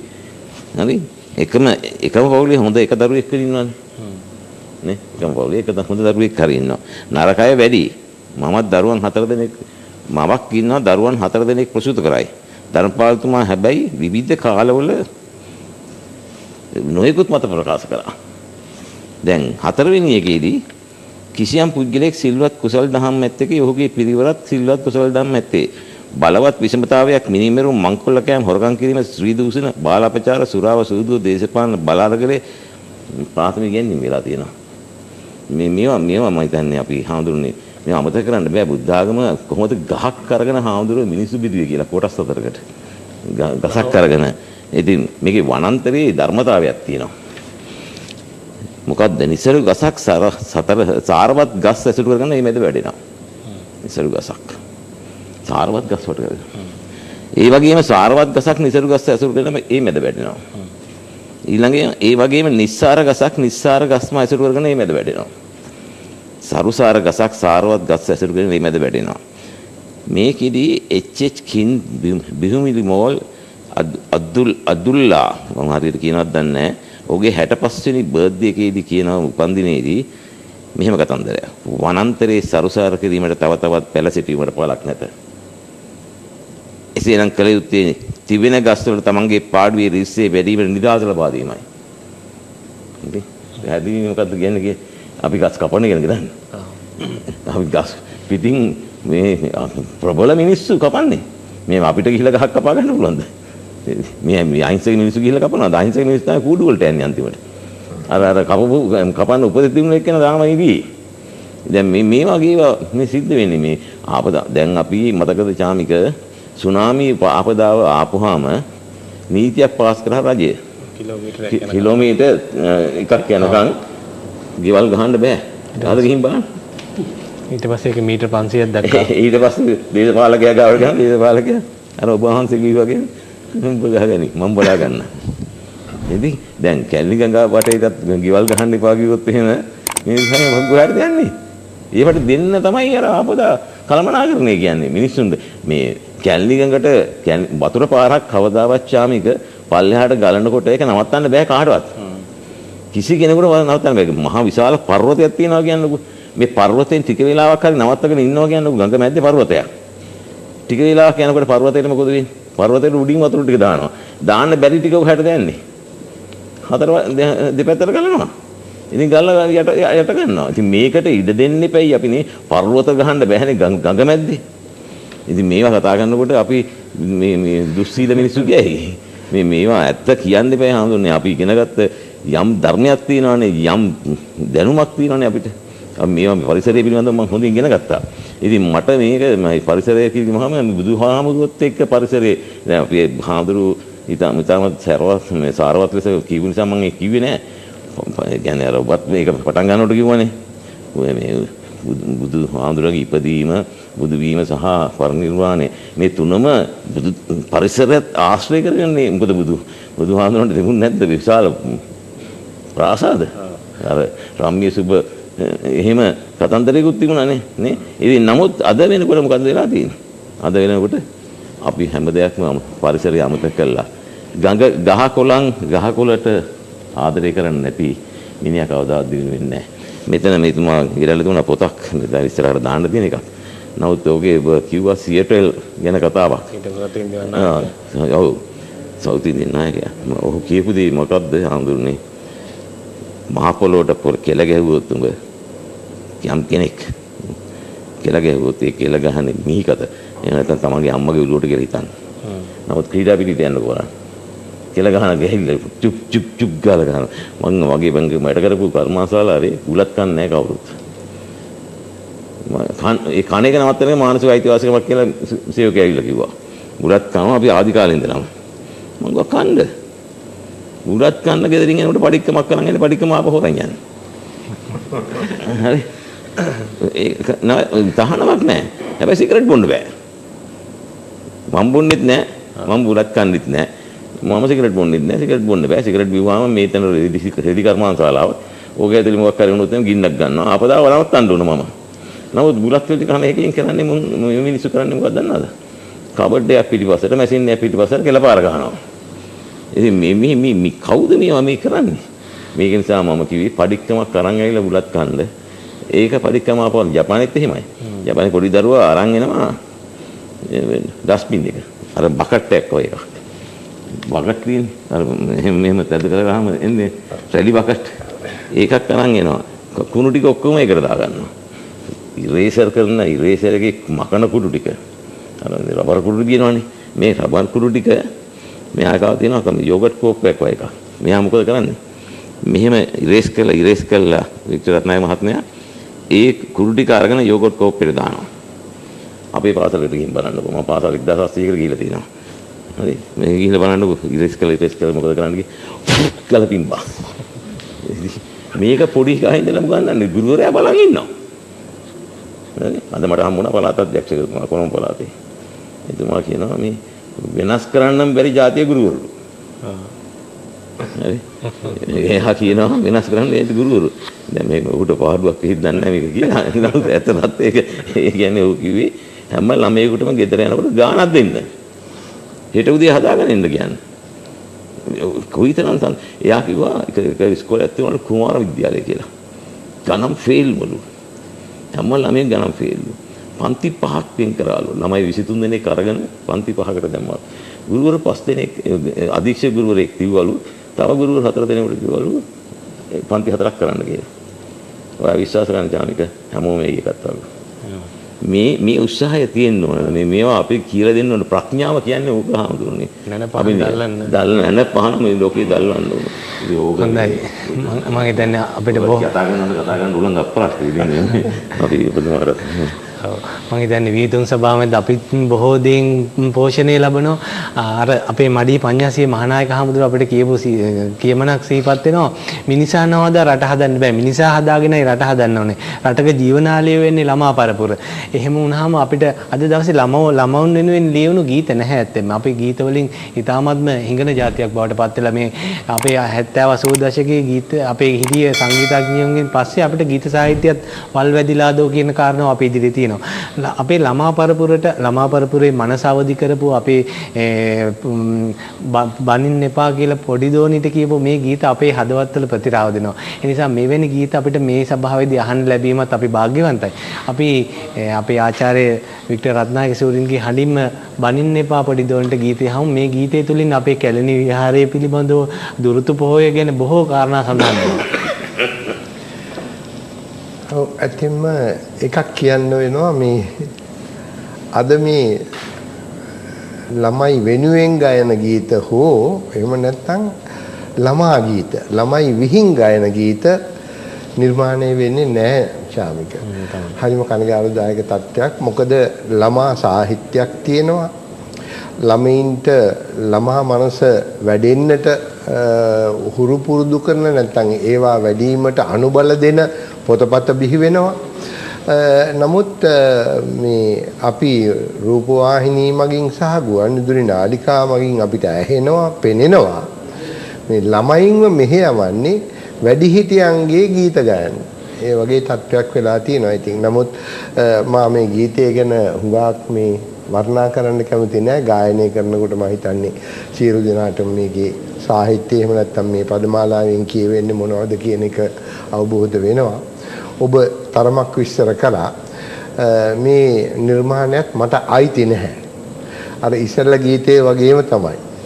ඒ කියන්නේ මේකේ ගායන අයිතිය මට තිබුණාට ඔබ රසවත් කරන්නට නැත්නම් අපේ රසික රසිකාවියන් පිනවන්නට මට මේ ගීතය හරහා පුළුවන් වෙයි. නමුත් මේ නිර්මාණ අයිතිය මගේ නෙවෙයි. මේ සංගීතවත් කරලා දුන්නේ ආචාර්ය රෝහණ වීරසිංහයන්. ඒ වගේම ධර්මශ්‍රී ගමගේ ශූරීන් තමයි. එතුමා ගැන ගොඩාක් දේවල් කියන්න තියෙනවා. නමුත් මේ වෙලාව නෙවෙයි. ඒ අතිදක්ෂ මාධ්‍යවේදියා, ගේපද රචකයා, චිත්‍රපට කතා රචකයා මේ ආදී වශයෙන් දක්ෂතා කුසලතා වර ගණනක් තුල එතුමා වැඩ කරපු කාර්ය බහුල කලාකරුවෙක්. එතුමා තමයි මේ පදමාලාව ලියලා තියෙන්නේ.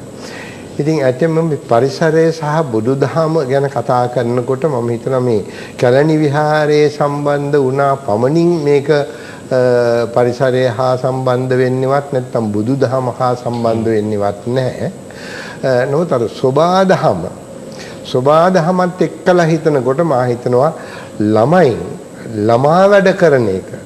ළමා මනස නිතරම ළමයින්ගේ දඟකාරකම් ඒ සියලු දේ කරනවා. අපිත් කුඩා අවදීම ඒවා කරලා ඇති. ඉතින් ඒක නිසා මේ පියෙකෝ බලනවා දරුවා මොකක්ද ඒ කරලා තියෙන්නේ කියලා.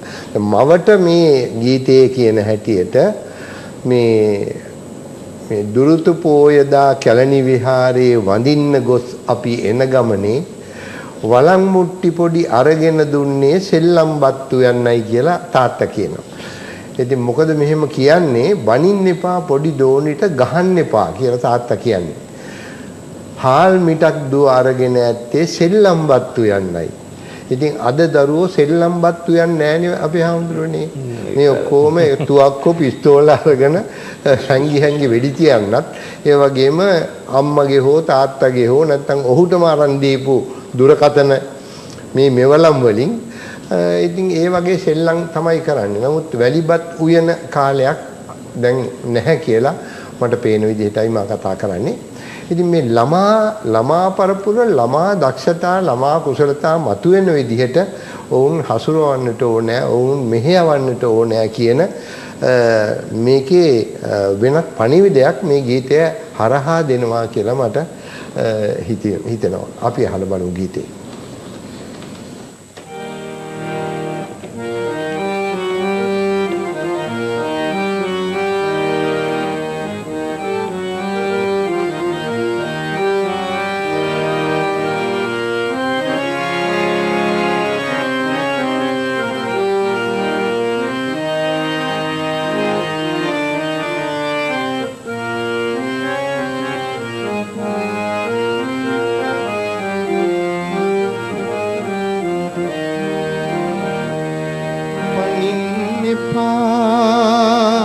පොඩි දෝනිට ගහන්න එපා හාල් මිටක් දුව අරගෙන ඇත්තේ සෙල්ලම්වත් උයන්නයි බනින්න එපා පොඩි දෝනිට ගහන්න එපා හාල්මිට දුව අරගෙන ඇත්තේ සෙල්ලම්වත් උයන්නයි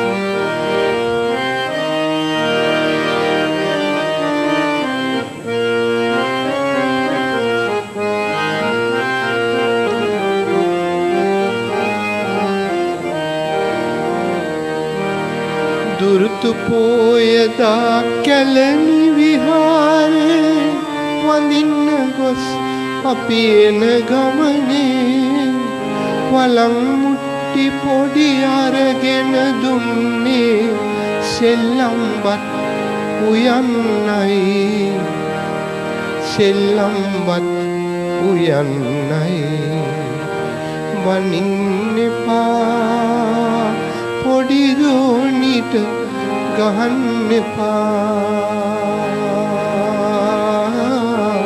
හාල්මිට දුව අරගෙන ඇත්තේ සෙල්ලම්වත් උයන්නයි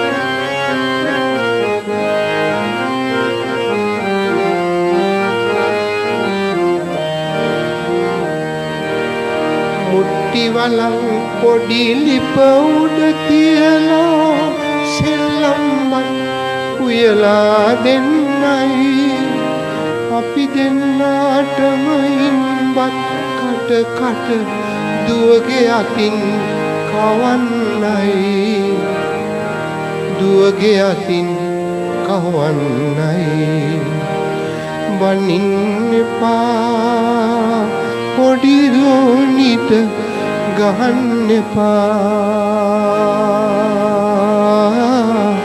හාල්මිට දුව අරගෙන ඇත්තේ සෙල්ලම්වත් උයන්නයි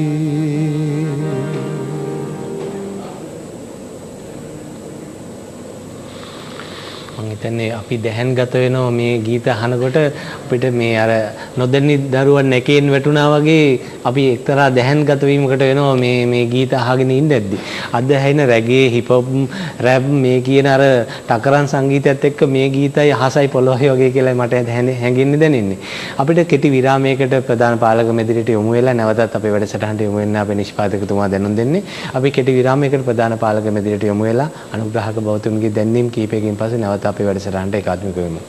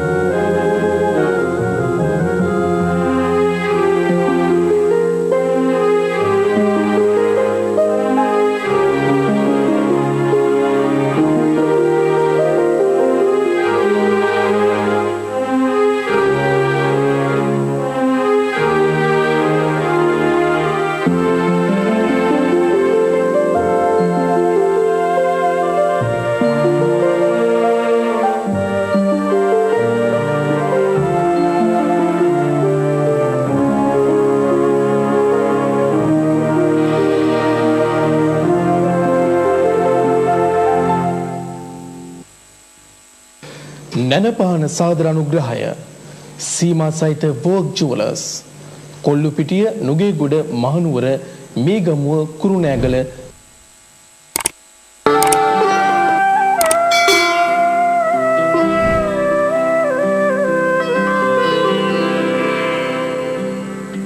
හිතක නැගෙන ඉසිකෝමන් මුලින් සිඳ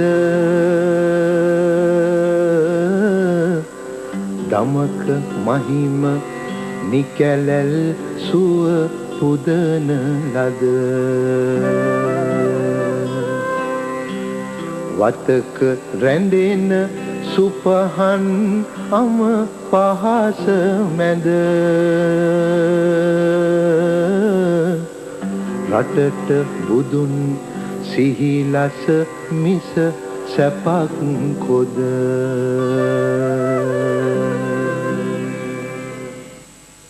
එම දහම් පඬුර සීමා සහිත වෝක් ජුවලර්ස් වෙතින්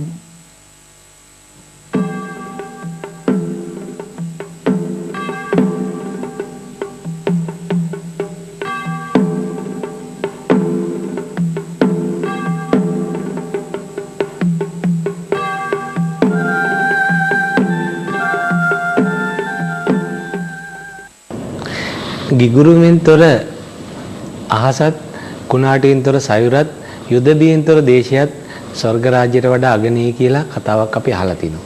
මේ සියලු කාරණාත් එක්ක අපේ සබහා දහමේ තියෙන වටිනාකමයි අපිට කියාපාන්නේ. වෝක් ජුවලර්ස් අනුග්‍රහයේ නැනපහන ඔබ වෙත ගෙන එන්නේ. ඔබට පුළුවන් අපිත් එක්ක ඒකාත්මික වෙන්න අපේ දුරකථන අංකය 0112 76128 අපේ සුපුරුදු දුරකථන අංකය. මම හිතන්නේ බොහෝ දෙනා අපේ මේ සාකච්ඡාවට බාධාවක් වෙයි කියලා බොහෝ දෙනා මේක ගලාගෙන යන්න කියලා නිෂ්පාදකතුමාට ඉඩහසර දීලා තිනවා මේ අපේ වැඩසටහන ඉදිරියට ගලා යන්න.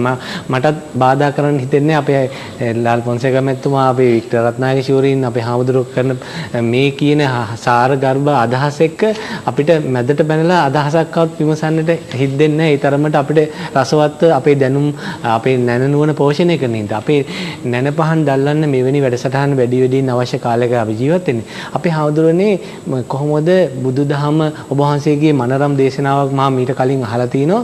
පහරාද අසුරයාට කියන අර පහරාද සූත්‍ර දේශනාවේ සයුරයි සසුනයි අතර තියෙන සබෙදියා ඔබ වහන්සේ මොනවාට මේකෙදි කියාපෑවා. මොහොද සහ අපේ බුදුහාමුදුරුවෝ අපේ අර එන්න ගැඹුරට යනවා බුදුදහමේ ඉන්න කට්ටිය. ඒ වගේම ලුණු රහ තියෙනවා, දහම් රසය තමයි මේ තුල තියෙන්නේ.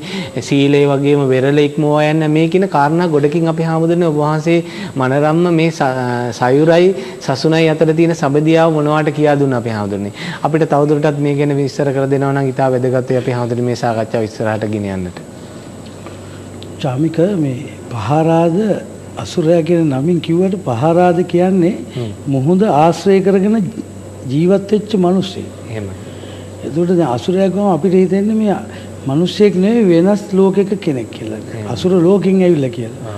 නෑ පහරාද බමුණා මුහුද ආශ්‍රය කරගෙන ජීවත් වෙච්ච දීවරේ. එහෙමයි.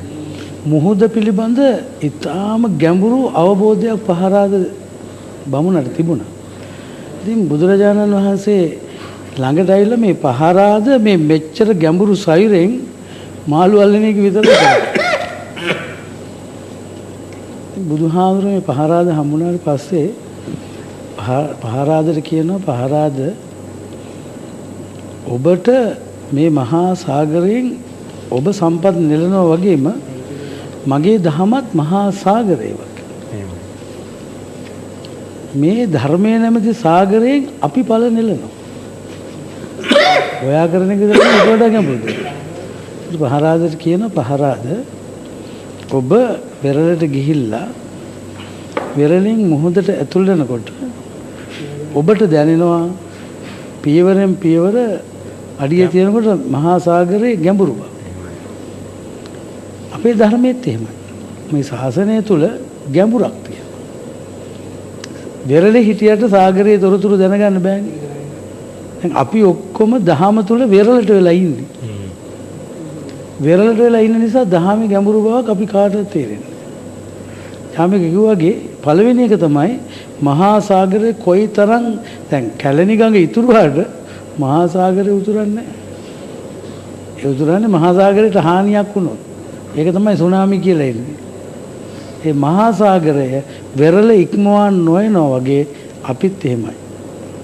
සීලයෙන් පෝෂණය වෙලා ඉන්නේ. සීලයෙන් පෝෂණය වෙච්ච ජනතාව මිනිස්සයා කවදාකවත් අර වෙරළ ඉක්මවා යන්නේ වගේ තමන් තුළ තමන් দমনය වෙච්ච පුද්ගලයෝ ස්වභාවදාමයට ගරු කරනවා. දහමට ගරු කරනවා. යාමික මම මතක් වුණේ එක දෙයක්, ඒක හරි වටින දෙයක්, මේක හැමෝටම කියන්න ඕන. බුදුරජාණන් වහන්සේ දේශනා කරන මිනිසුනි මොහොතක් කල්පනා කරන්න. මේ සත්වයා ජීවත් වෙන්නේ ආස්වාස ප්‍රස්වාස තුලින්. ඒකට මේ මිනිස්යාගේ කියන මිනිස්යාට මේ සත්වයාට මේ නාස්පුඩු දෙකෙන් ඇතුළට එන්නේ ඊටාම පිරිසුදු වාතය. ඔන්න විසරදතුමනි ඔබතුමා හිතා ගන්න. දැන් බාහිරින් මේ පරිසරය තුලින් ඊටාම පිරිසුදු ඔක්සිජන් අපි ගන්නවා ඇතුළට.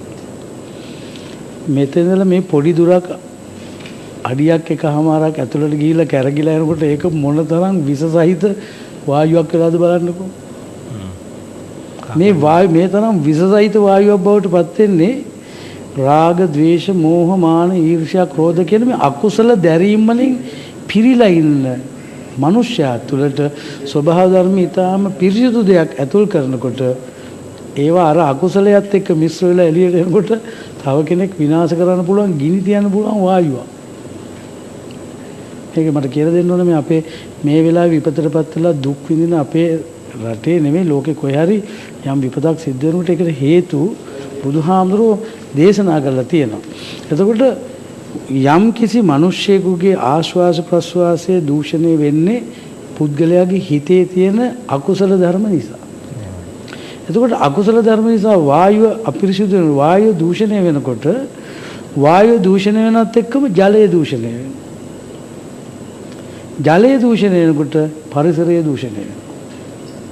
ඒකට පරිසරය දූෂණය වෙනකොට ආය නැවත වාරයක් සියලු මිනිස්යන්ගේ ආකල්ප සංකල්ප දූෂණය වෙලා විනාශයෙන් විනාශයට යන විනාශකාරී පුද්ගලෙක්. ස්වභාව ධර්මයෙන්ම ඇති කරන මිනිසයා ස්වභාව ධර්මයට එරෙහි වෙන විනාශකාරී පුද්ගලෙක් බවට පත් වෙන්නේ අර කියන වාතය දූෂණය කිරීමේ මුලින්. නික්ලේශී උත්තමයන්ගේ ඒක සිද්ධ වෙන්නේ. ඒ නිසා බුදුරජාණන් වහන්සේ දේශනා කරපු දේ අද බලන්නකො. මිනිස්යන්ට අධික තෘෂ්ණාව වැඩි වෙන්න ස්වභාව ධර්මය අපිට කොච්චර එරෙහි වෙලා තියෙනවද කියලා. මමත් ලංකාවේ උසම කඳු පාමුල උපන් කෙනෙක්. ලංකාවේ උඩම උපන් කෙනෙක් මම බණ්ඩාරේ. ඒ කාලෙත් ඇති තරම් වැස්සා. අපි මුංජි කාලෙත් වැස්සා. නමුත් නාය යනවා කියන එක අවුරුදු ගානකට සැරයක්වත් නාය ගියත් කන්දක් උඩ තියෙන ගලක් පෙරලිලා තවත් ගලක වැදිලා තිරිසන් සතෙකුටවත් හානියක් නොවන විදිහට වෙලා තියෙනවා. මේ අවුරුදු 10 ගානකට උඩදී නෙමෙයි මේ අපි දන්න ඉතිහාසය.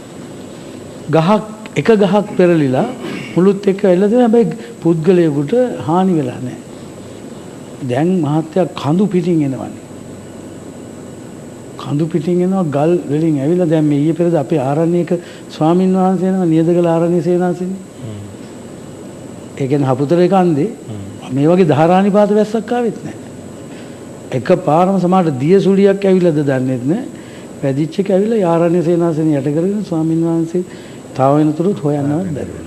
එතකොට මේ වගේ කඳු කඩා වැටෙන ගංගා උතුරලා මිනිස්සු දහස් ගණන් එක රැයෙන් විනාශ වෙලා යනවා.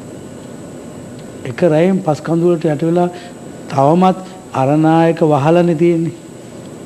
කොච්චර මරුණාද කියලා කොයි පත්තරෙන්ද කොයි ටීවී එකෙන්ද කොයි රේඩියෝ එකෙන්ද කියන්නේ. 100කට අධික ප්‍රමාණයක් කියනවා මිසක් මොන තරම් ජීවිත හානි වුණාද කියලා අපි කාටවත් හිතා ගන්න බෑ. සමහරට ඒ ගම්මැසියෝ තාම දන්නේ නැහැ කී දෙනෙක් යට වෙලාද කියලා. ඉතින් මෙන්න මේ අපේ රත්තරන් දෙමව්පියන්ට කේන්ති එන්න පුළුවන් මේවා කියනකොට ස්වභාව ධර්මයේ කියන එක මේ ලෝකේ සදාකාලිකව පවතිපු දෙයක්, පැවතුණු දෙයක්. ස්වභාව ධර්මය විහිම තමයි සත්වයා කියන එක මේ ස්වභාව ධර්මයට එකතු කරේ.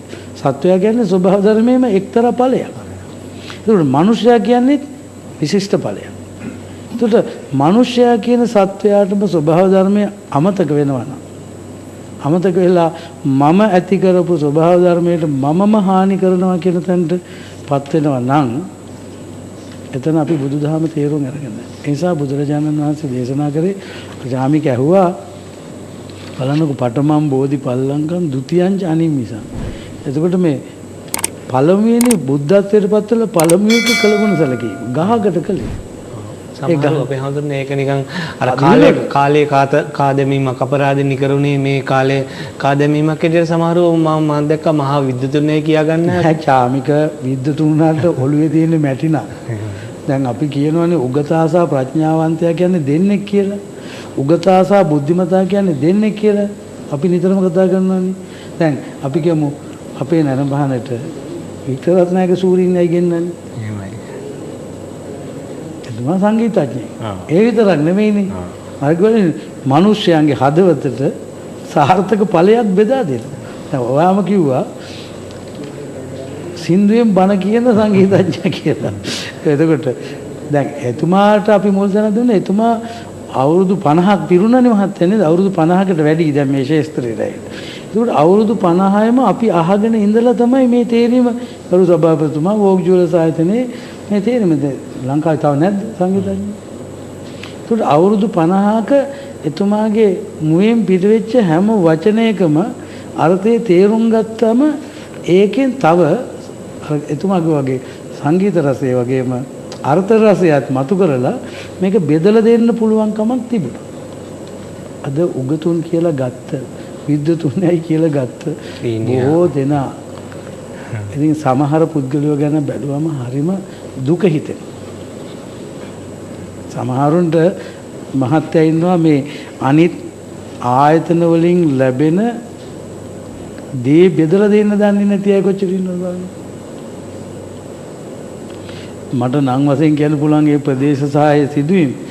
එතකොට අර කිව්වාගේ රාජ්‍ය නිලධාරියා උරණ කර ගන්නවා කියන්නේ පොළඟෙක් ලං කරගත්තා වගේ.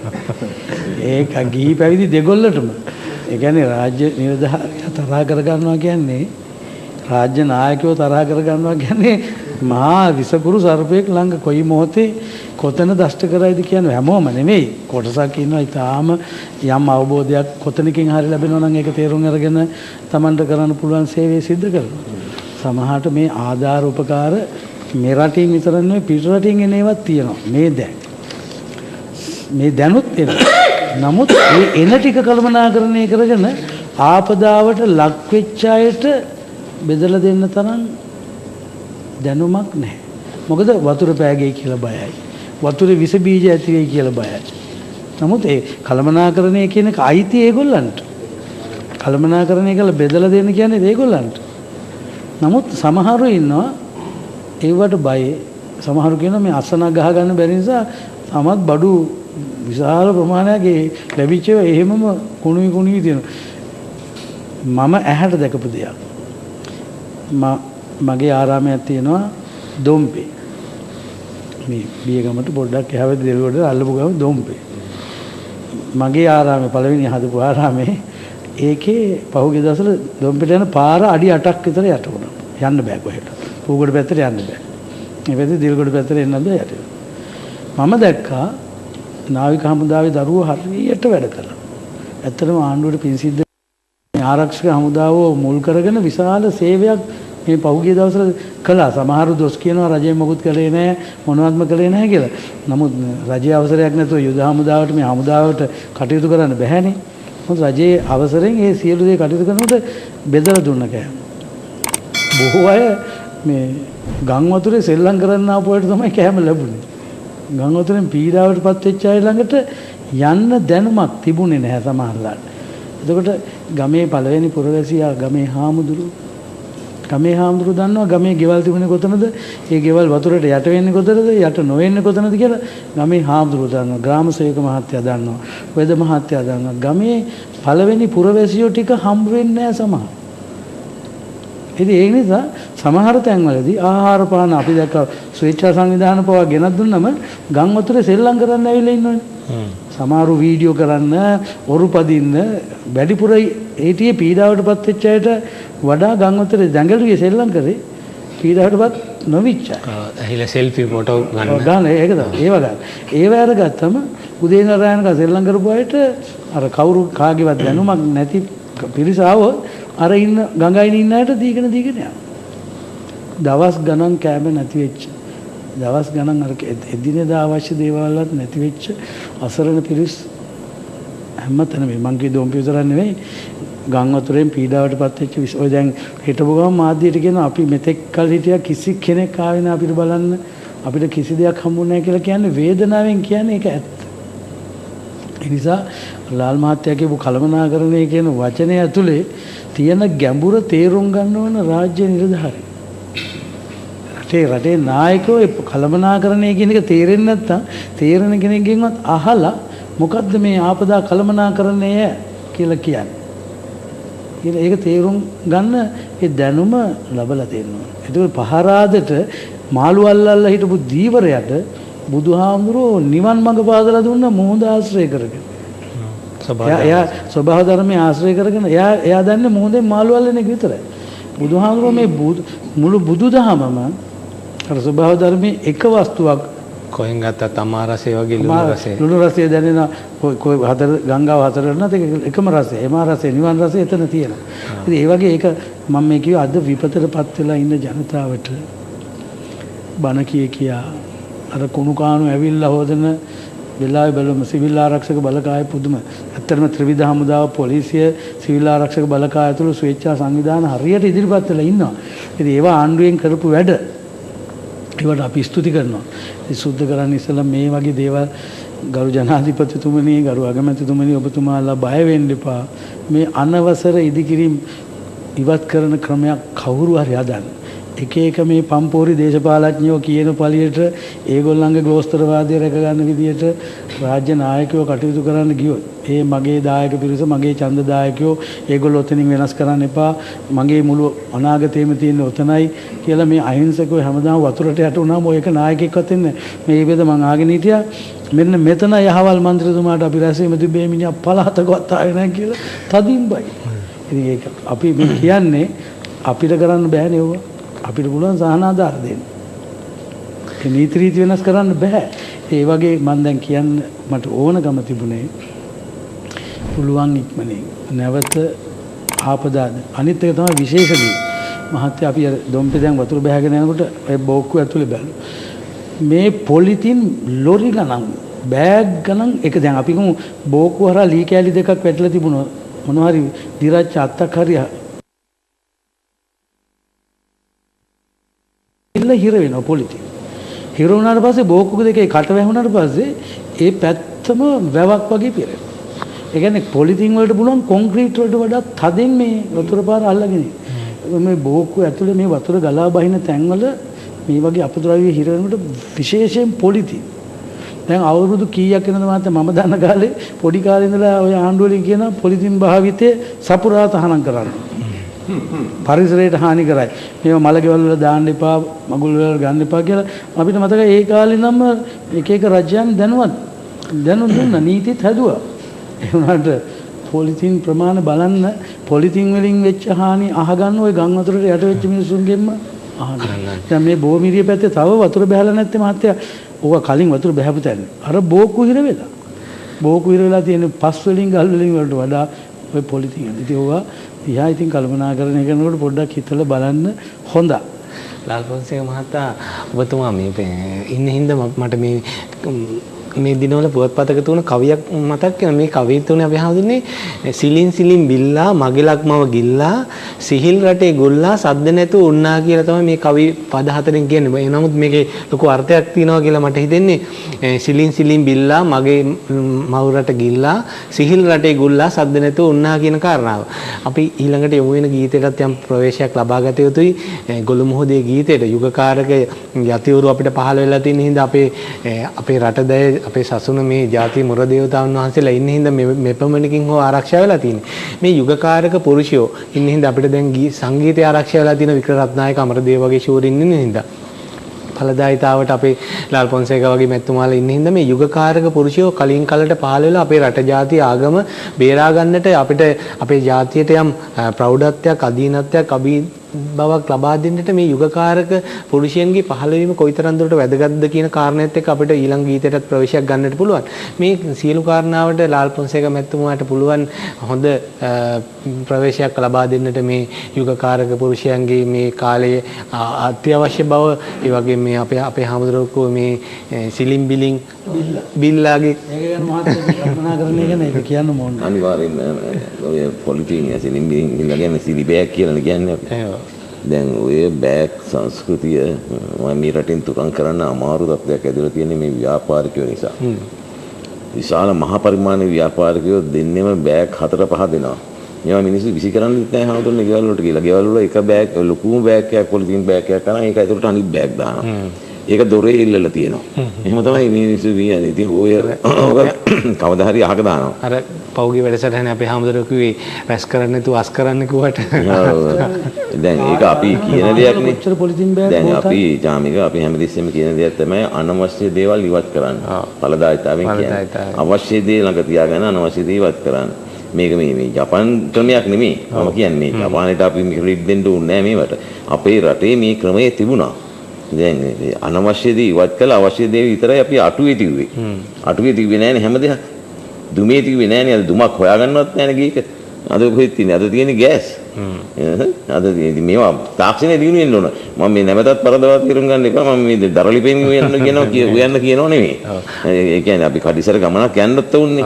නමුත් අපි කල්පනා කරන්න ඕන දේ තමයි අපි හුඟක් වෙලාවට ඵලදායීතාව කියන්නේ මොකද්ද? අවශ්‍ය දේ ළඟ තියාගෙන අනවශ්‍ය දේ ඉවත් කිරීම. තවත් නිර්වචනයක් කරොත් එහෙම ජාමික මේකට මේ අපේ මේ අද කතා කරන මාතෘකාවට ඵලදායීතාව යනු තමන්ට තිබෙන සම්පත් වලින් තමන්ට තියෙන සම්පත වර්ග කිලෝමීටර් 610යි. ඒකෙන් 870ක් වතුර. ඒක තිබෙන සම්පත් වලින් ප්‍රශස්ත ප්‍රතිඵලයක් ලබා ප්‍රශස්ත කියන්නේ ගුණාත්මක ප්‍රතිඵලයක් ලබා ගන්න ඕන. හැබැයි පරිසරයට හානි කරන්න බෑ. ජීවින්ට හානි කරන්න බෑ. සමාජයට හානි කරන්න බෑ. ඔව් අපිට එහෙමනම් අතීත ගැමුණු විජේබා දැන් අපි කියනවා අපිට පේනවා රුවන්වැලිසෑය ගොඩ නැගුවා. පරාක්‍රම සමුද්‍රයේ ගොඩ නැගුවා. කලාව ඒවා ගොඩ නැගුවා. ඒ කාලේ රජවරු වැහි වතුර ඉතුරු කරා. නේ හසින් වැටෙන එක වතුර බින්දුවක්වත් අප තියන්න එපා කියනවා. යමන්න එපා කියලා උපදෙස් දුන්නා. ඉතිහාසය අද අපි ප්‍රතික්ෂේප කරනවා. ඉතිහාසයෙන් කියනවා මිනිස්සු ඉතිහාසයෙන් මොකටද අපිට? මට එක දොස්තර මහත්තයෙක් කියනවා මේ ටිකක් ගත් දොස්තර මහත්තයෙක් විශේෂඥ වෛද්‍යවරයෙක්. මේ මොනවද ඉගෙන ගන්න? මේවද ඉගෙන ගන්න ඕන. එහෙනම් මම මොනවද ඉගෙන ගන්න ඕන කියලා. ඉස්සරහා දිනුව ගැන වෛද්‍ය විද්‍යාව ගැන මේ වෛද්‍ය විද්‍යාව දිනු වෙන මිනිස්සු ලෙඩ කරන්න නේ හදන්නේ. මේ වෛද්‍ය විද්‍යාවක් ඕනද මිනිස්සු ලෙඩ වෙන්නේ නැත්තම්? මේ කල්පනා කරන්න මේ මිනිස්සු ස්පිරිතාලයක මේටන් ඕනේ මයින් අහනවා. ආමුදුනේ ඵලදායීතාව ස්පිරිතාලේ වැඩි කරන්නේ කොහොමද? ඉතින් මං කව ඔබතුමියනේ මට කියලා දෙන්න ඕන. ඉතින් මගෙන් ඒකට වැඩක් නෑ. ඒ වගේ කියනවා නෑ නෑ අපි මේ මං කව මං දෙන උත්තරේ ඇහුවම මට කේන්ති යනවා. හරිද? මං දෙනවා. ඒකට මොකද්ද මම උත්තරේ කිව්වා. මම කිව්වා මේ ස්පිරිතාලේ කොච්චර ඇඳන් තියනවද? අපි හිතමු 250ක් කිව්වා කියලා. මේ එක ඇඳකවත් ලෙඩෙක් නැත්නම් ඵලදායීතාව ගන්න වෙලා. ඒක මාර කතාවක් නේ. එහෙම වුණා නම් අපේ රස්තාවට මොකද වෙන්නේ? මං කව ඔබතුමීට රස්සාව දෙන්න මට ලෙඩ වෙන්නද කියන්නේ? දැන් මේක තමයි මිනිස්සුන්ගේ මතේ. දැන් අපිට ගන්නලා තියෙනවා චාමික 500 දක්වා යනවා 500 අන්දෙන් යට ඉන්නේ. ඒක තමයි ඵලදායීතාව කියන්නේ යට ඉන්නේ. ඒ සෞඛ්‍ය ප්‍රතිපත්තියක් නැහැ.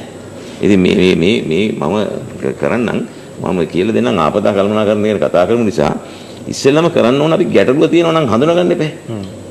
ගැටලුවක් මොකද්ද තියෙන එක හඳුනා ගන්න ඕන. මේකේ මේ මහා විශාල ගොඩනැගිලි භූමි මොකද්දෝ කියන සංගම් තියෙනවා ආයතන තියෙනවා නේ පරිවේෂණ ආයතන තියෙනවා මේවා හඳුනාගෙන ඉන්න උන් කියන්නේ මොකක්ද අන්තිමේදී යන්න කොට යන්නේ නැහැලු. ඉතින් දෙයි හඳුන්නේ මේකද උත්තරේ යන්න කිව්වට යන්නේ නැහැ. ඊළඟ ගැටලුව හඳුනා ගන්න ඕන ගැටලුව ඇති වෙන හේතුව හොයන්න ඕන. ගැටලුව ඇති වෙන හේතුවක් තියෙනවා. ඊළඟට දත්ත සොයා ගන්න ඕන. මොනවද දත්ත කියන එක? ඊළඟට අදහස් ගන්න ඕන මිනිසුන්ගෙන්.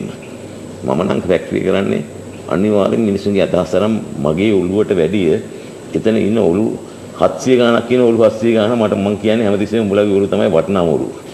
මොකද මගේ ඔළුවත් එක්ක මගේ ඔළුවෙන් විතරක් වැඩ කරන්න ගියොත් මොකද වෙන්නේ?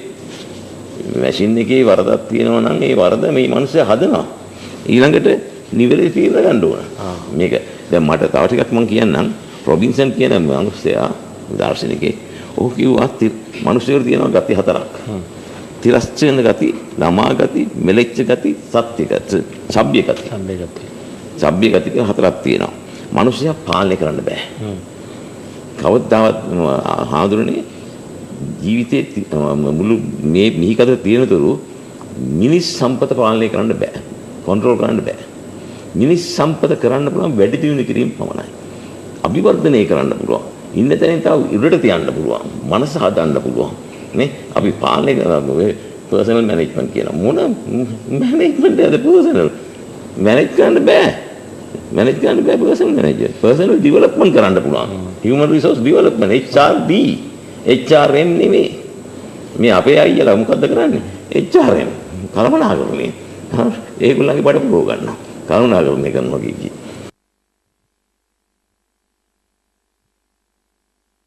ගෙලිච්ච ගති බලවත් වී ශිෂ්ට ගති යටපත් වෙනවා. දැන් මෙතන ඔයා බලන්න කුරුල්ලෝ ටික අරගෙන හාමුදුරනේ බැලුවොත් වැස්සට කලින් කුරුල්ල මොකද්ද කරන්නේ? කූඩු හදා ගන්නවා. නේ? වැස්සට කලින් කූඩු හදා ගන්නවා. කූඩු හදාගෙන ඉල්ලලා උන්ගේ ආරක්ෂා සරදනවා. වඳුරෙක් ඇවිල්ලා කඩනවා. හිතන්නකෝ. ඒක කවුද මෝඩයා ඒකට? ඉතින් මෝඩයන්ට කතා කරලා වැඩක් තියෙනවද? මේ මම කියන්නේ මේ හදවතේ වේදනාවෙන් මේ පෞගේ කාලේ දැක්ක දේවල් හාමුදුරුවෝ අත්විඳලා තියෙනවා. මම දැනගෙන හිටියේ නෑ හාමුදුරුවෝ. ඔච්චර මම වෙනත් පැත්තකට මගේ හිත යොමු කරලා තිබුණේ.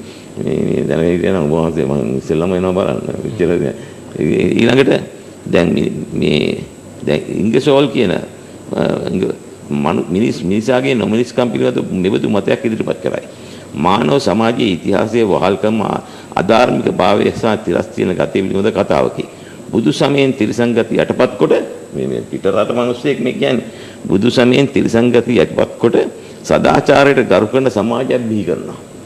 වාටම අපි අහමදුන්නේ දැන් බුදු වහන්සේ ඉස්සෙල්ලා කිව්වා මේක මේ ඉන්න කට්ටියට තේරුම් කරන්නේ මිනිස්සු තේරුම් ගන්න තියෙන නිසා බුදු ධර්මයෙන් කරන දේ. මේවා ගැන කතා කරන්න ගියොත් යාමික අපිට මේ කාලෙ මදි. හැන්දේ මේ හොද්දේ රස හැන්දේට නොදෙන්නාසේ දහමේ රස නාමික බෞද්ධයට තේරෙන්නේ නැහැ කියලා අපි අහලා තියෙනවා. අපේ හාමුදුරුවෝ කියන ප්‍රකාශය හරහා අර අපිට මතක් වෙනවා අපේ මහින්ද හාමුදුරුවෝ කියපු කවියක්. බලව් පොළොන්නරු අනුරාපුර පෙදෙස සිතව් පැවති නිදහසේ පෙර දවස නගව් තව තවත් තිරසර තරුණ ගස වරෙව් යමව් නැගිටිව් නොපියව් දෙයස කියලා. මේ කවි හරහා අපේ ජාතිය අවදි කරා. අපිට මතක් වෙනවා මේ කවි වලින් තුන අපේ ජාතිකාභිමානය කුළු ගැන්නුව හැටි.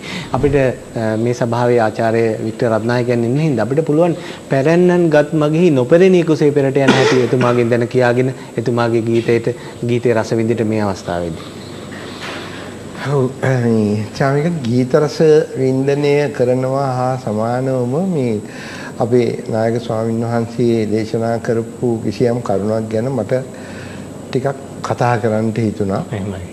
මොකද මේ සියලු සත්වයෝ මානවයා ඇතුළු සත්ව සංහතියම සෝබා දහම විහිං නිර්මිතයි. ඒ කියන්නේ සෝබා දහම විහිං තමයි හදලා තියෙන්නේ. ඒකට එහෙමනම් මිනිහා කියන්නේ මනසින් උසස් කියන ඒ தත්ත්වයේ උඩ මිනිස්සයා කියනවා. එතකොට මේ මිනිස්යාගේ යුතුයකමක් තියෙනවා, අයිතියක් තියෙනවා, පරමාර්ථයේ විය යුතු ආකල්ප තියෙනවා. ඒ කියන්නේ අපි සෝබාදහම රැකගත යුතුයි කියන එක. අන්තිමට තමයි සෝබාදහමට ගරු කළ යුතුයි කියන එක. භූමි විෂමතා ලක්ෂණ අනුව මුළු මේ පෘථුවිය බිහි වෙලා තියෙන දිහා බලපුවාම අපේ හාමුදුරනේ මට හිතෙන දේ ඒ රටවල් මේ මූදෙන් ඉස්මතු වෙලා හෝ නැත්තම් ඒවා ස්වාභාවිකව හැදිලා තියෙනවා නම් ඒ බිමේ වසන සියලු සත්වයෝට මේ කිසියම් ඉවක් තියෙනවා. දැන් අපිට හොඳම ආදර්ශය තමයි මෙතෙන්දි ගන්න තියෙන්නේ, උදාහරණය තමයි දැන් සුනාමිය ආපු වෙලාවේ අපි හාමුදුරනේ සත්තු මැරුන්නේ නැහැ. එහෙමයි. සත්තු මැරුණේ නැහැ. හැබැයි ගෙවල් වල කූඩු වල දාලා ඉන්නවනම් බලල්ලු දන්වැල් දාලා බැඳලා ඉන්නවනම් ඒ සත්තු මැරුණා. නමුත් ඒ සත්තු පසු කාලීනව අපිට ආරංචි ආපු විදිහට ඒගොල්ලෝ සුනාමියේ එන්න දවස් 5කට 6කට උඩින් උඩු බුරනවලු මේ ඒ කියන්නේ මාව මුදා හැරපන් කියන එක මේ බන්ධණයෙන් ගලවපන් කියන එක. එතකොට සත්වයින්ට තියෙන ඉවවත් අපිට තිබිලා නැහැ. ඒකනේ මේ තරම් මිනිස් සංහතියක් ඝාතනය වුණා. කියන්නේ සෝබා දහමේ බලපෑමෙන්. මොකද සෝබා දහමේ මෙහෙම දෙයක් කෙරෙනවාය කියන ඉව අපිට දැනෙන්නට වෙදිහක් නැහැ. හාමුදුරනේ. රාල් මහත්තයෝ මම හිතන්නේ ඒ නොදැනෙන්නට හේතුව සෝබා දහමෙන් පිට ක්‍රියාදාමයන් උඩම තමයි අපි යැපෙන්නේ සහ අපි ජීවත් වෙන්නේ. කන බොන දේ, අඳින පළඳින දේ ඔබ වහන්සේ කිව්වා ඊටාම පිරිසිදු හුස්මක් ආස්වාස කරලා ප්‍රස්වාස කරන්නේ අන්තිම ජරා සුසුමක් කියලා.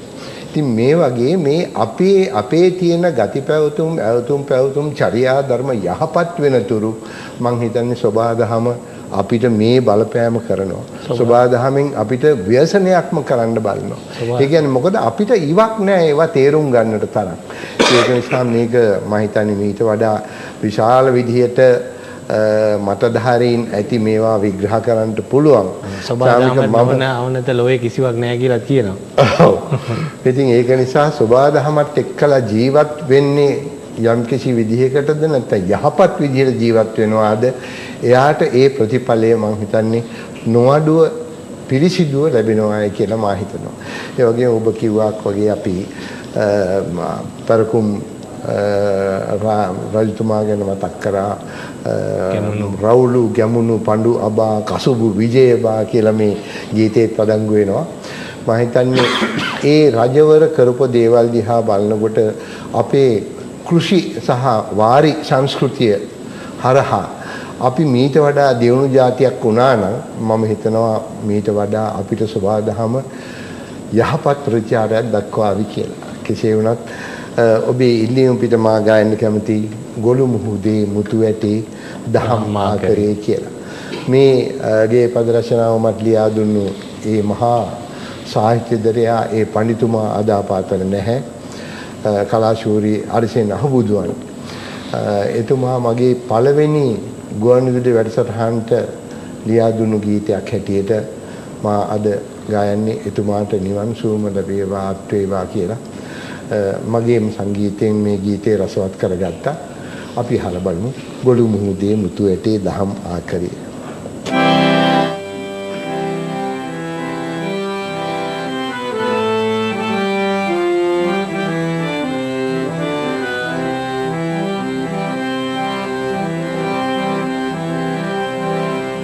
ගොළු මුහුදේ මුතු ඇටේ දහම් ආකරේ රුවන් දෙරණ මිහිතලේ උපන් බිම අපේ ගොළු මුහුදේ මුතු ඇටේ දහම් ආකරේ රුවන් දෙරණ මිහිතලේ උපන් බිම අපේ රකිමු වවමු පන වගේ හේලී ලංකා රකිමු වවමු පන උදා හේලී ලංකා රකිමු වවමු පන වගේ හේලී ලංකා රකිමු වවමු පන උදා හේලී ලංකා හේලී ලංකා හේලී ලංකා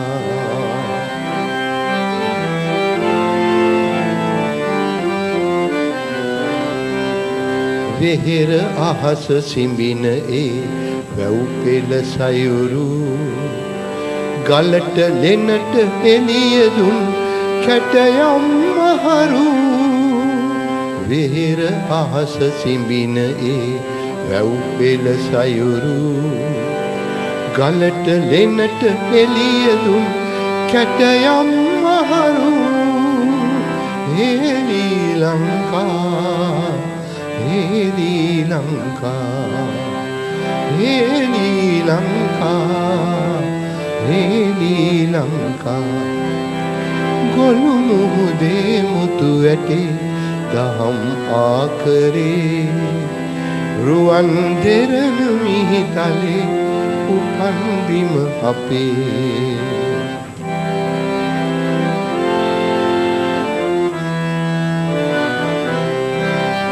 රවුලු ගැමුණු පඬු අබා කසුබු විජයබා ලොවේ පතල වූ එදා විරුපුතුන් ලබා රවුළු ගැමුණු පඬුවමා අසුභ විජයවා ලොවේ පතල වූ එදා විරුපුතුම් ලබා හේලී ලංකා හේලී ලංකා හේලී ලංකා හේලී ලංකා. හොඳයි අපේ හැමදෙන්නේ සබහාදහම සහ බුදුදහම අතර තියෙන සම්බන්ධයව අපේ අතීත අපේ හිටපු යුගකාරක සුධාරකීන් පිළිබඳ මේ සියලු කාරණා අපිට එකට බද්ධ වී තිබෙනවා එක ධම්මලක පුරුක් වගේ අපේ හැමදෙන්නේ. අපි මේ වැඩසටහන නිමා කරන්නටත් කාලය ඇහිලා අපි නොදැනීම අපේ කාලය අපෙන් ඈත් වෙලා ගිහිල්ලා හැම හමු වීමකම වෙනවීමක් තියෙනවා වගේම අපේ හැමදෙන්නේ මේ හමු වීම තුලත් වෙනවීම සම්නිතවන් කරන කාලය ඇහිලා. අපේ හැමදෙන්නේ සමාලෝචනයක් හැටියට කොහොමද සබහාදහම බුදුදහම අතර මේ සම්බන්ධයව ආසෙන් අපේ සමාජයට දෙන පණිවිඩය ඔබ වහන්සේ. චාමික මම ආරම්භ කළේ සබහාදහම කියන්නේ බුදුදහමයි. බුදුදහම කියන්නේ මොකක්ද කියලා අහුවොත් සබහාදහමයි.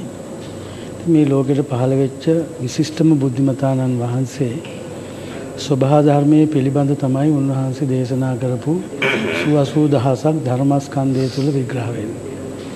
සබහාධර්මයට හානි කරන්න එපා.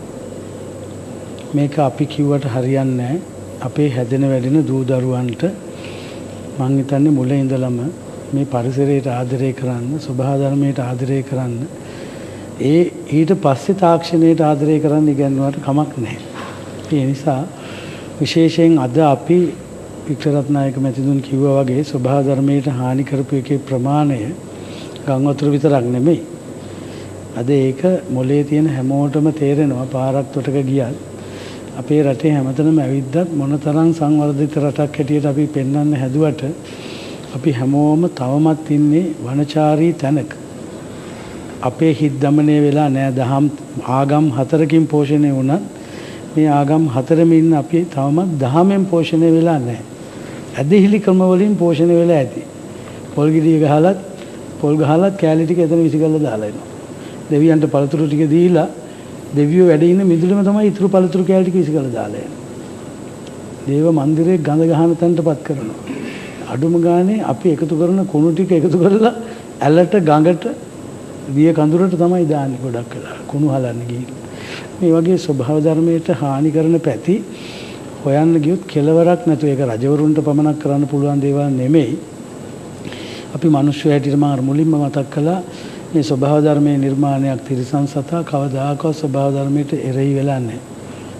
උසස් මනසක් තියෙන මිනිස්සු හැටියට අපි විශාල වශයෙන් හානි කරන පුද්ගලයෝ ඉන්නවා. ස්වභාව ධර්මයට පණටත් වඩා ආදරය කරන මිනිස්සු ඉන්නවා. මොන ජාතියෙත් මොන ආගමෙත්. එහෙමනම් රත්තරන්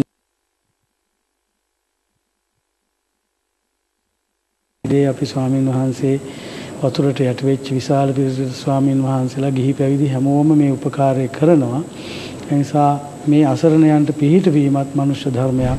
ඒ නිසා හැම දිනාටම ගෞරවයෙන් ආරාධනා කරන්නේ අද අදිෂ්ඨානයක් ගන්න. මම මිනිසෙක් හැටියට මැරෙනකොට මම ස්වභාව ධර්මයට ආදරය කරපු මිනිසෙක් හැටියට මැරිලා යනවා. එතකොට ඔබ ඊළඟට ගිහිල්ලා උපදින්නේ හොඳට හුස්ම ගන්න පුළුවන් තැනක, බොන්න පුළුවන් වතුර ටිකක් තියෙන තැනක. අද බලන්නකො ලංකාවේ මිනිස්සු ජලයට කරපු හානිය කොච්චරද කියනවා නම් මේ තරම් පිරිසිදු ජල උල්පත් තියෙන රටේ බර තොගයක් ක්ලෝරින් තමයි බොන්නේ. ඉතින් එච්චර පව පළ දීලා අපට. ඉතින් ඒ නිසා අපි ස්වභාව ධර්මයට ආදරය කරමු, දහමෙන් පෝෂණය වෙමු. පුළුවන් තරම් කරුණා මෛත්‍රියෙන් සියලු සත්වයන් නිදුක් වෙත්වා, නිරෝගී වෙත්වා, සුවපත් වෙත්වා කියන තැන ඉඳගෙන අපේ ජීවිත කාලේ අපි අපට ආදරය කරමින් ස්වභාව ධර්මයට ආදරය කරන පින් ඇති කෙනෙක් වෙන්න ඔබට වාසනාව ලැබේවායි එක හිතින්මයි ප්‍රාර්ථනා කරන්නේ. හොඳයි. අපේ හාමුදුරුවෝ දුන්න පණිවිඩය ඉතාමත්ම වටිනවා. අපේ ලාල් පොන්සේකා මැතිතුමාගෙනුත් වචනයක් හෝ කතා නොකර මේ සාකච්ඡාව හමාර කරොත් මේක අසම්පූර්ණ කතිකාවක් වේ, අසම්පූර්ණ සාකච්ඡාවක් වෙන නිසා ඔබතුමාට විනාඩියක හෝ ප්‍රවේශයක් ලබා දෙන්නට නොකරොත් ඒක අඩුවක් වෙනවා අනිවාර්යයෙන්ම. ඒ නිසා ලාල් පොන්සේක මැතිතුමනි අපි මේ අවසන් කරන ගීතයත් මේ තුන්හෙලේ පුරා හමායන ගීතයක්. මේ ගීතය තුලිනුත් කිසිම ಜಾති ආගම් ભેද කුල මල ભેදයකින් තොරව අපේ තුන්හෙලේම එක්සත් එක්සිත යන ගීතයක් තමයි අපි කියන්නේ. මේ ගම් අතුර ගලන කොටත් මේක දෙමළ ගෙදර මේක මුස්ලිම් ගෙදර මේක සිංහල ගෙදර කියලා බැලුවේ නැහැ. හැම දිනාට සමව බැලුවේ. මේක උස් පහත් ભેදයක් බැලුවේ නැහැ. දුප්පත් පොහොසත් ભેදයක් බැලුවේ නැහැ. මේ සබහාදම් හැම දිනාටම සමව සැලකීම පිළිබඳවත් ඔබතුමා මේ සාකච්ඡාවේ බුදුදහම සබහාදහම ඵලදායිතාව මේ සීල කාරණාත් එක්ක ඔබතුමාගේ පණිවිඩයත් අපේ සමාජයට වැදගත් වේ විදින කියා ගන්නට. හොඳයි. අපි ඔක්කොම රජවරු. ඔක්කොම වැසියෝ. හැබැයි මේ කතා කරන්නේ අර අපි දන්න රජවරුන් ගැන නෙවෙයි. මේ කතා කරන්නේ අපි ඔක්කොම රජවරු විය යුතුයි. මේ රට වැසියෝ සියල්ලම රජවරු විය යුතුයි. ඒ තත්ත්වයට ගන්න අපිට නොයෙකුත් ක්‍රම තියෙනවා. ඒවා ප්‍රයෝජනයට ගන්න දිකමයි තියෙන්නේ. නොදැන කරනවා නෙමෙයි. මේ මිනිස්සු දන්නවා හොඳටම මේවා තමයි අවශ්‍ය සංකල්ප. නමුත් ඒවා ක්‍රියාත්මක කරන්නේ නැහැ නොයෙකුත් යම් හේතු කාරණා වුණ. මම අවසන් කරන්නම් චාමික හරිත ඵලදායිතා කියන වචනේ. හරිත කියන්නේ කොළ පාට. නිල්ල පිරුණු රටක්.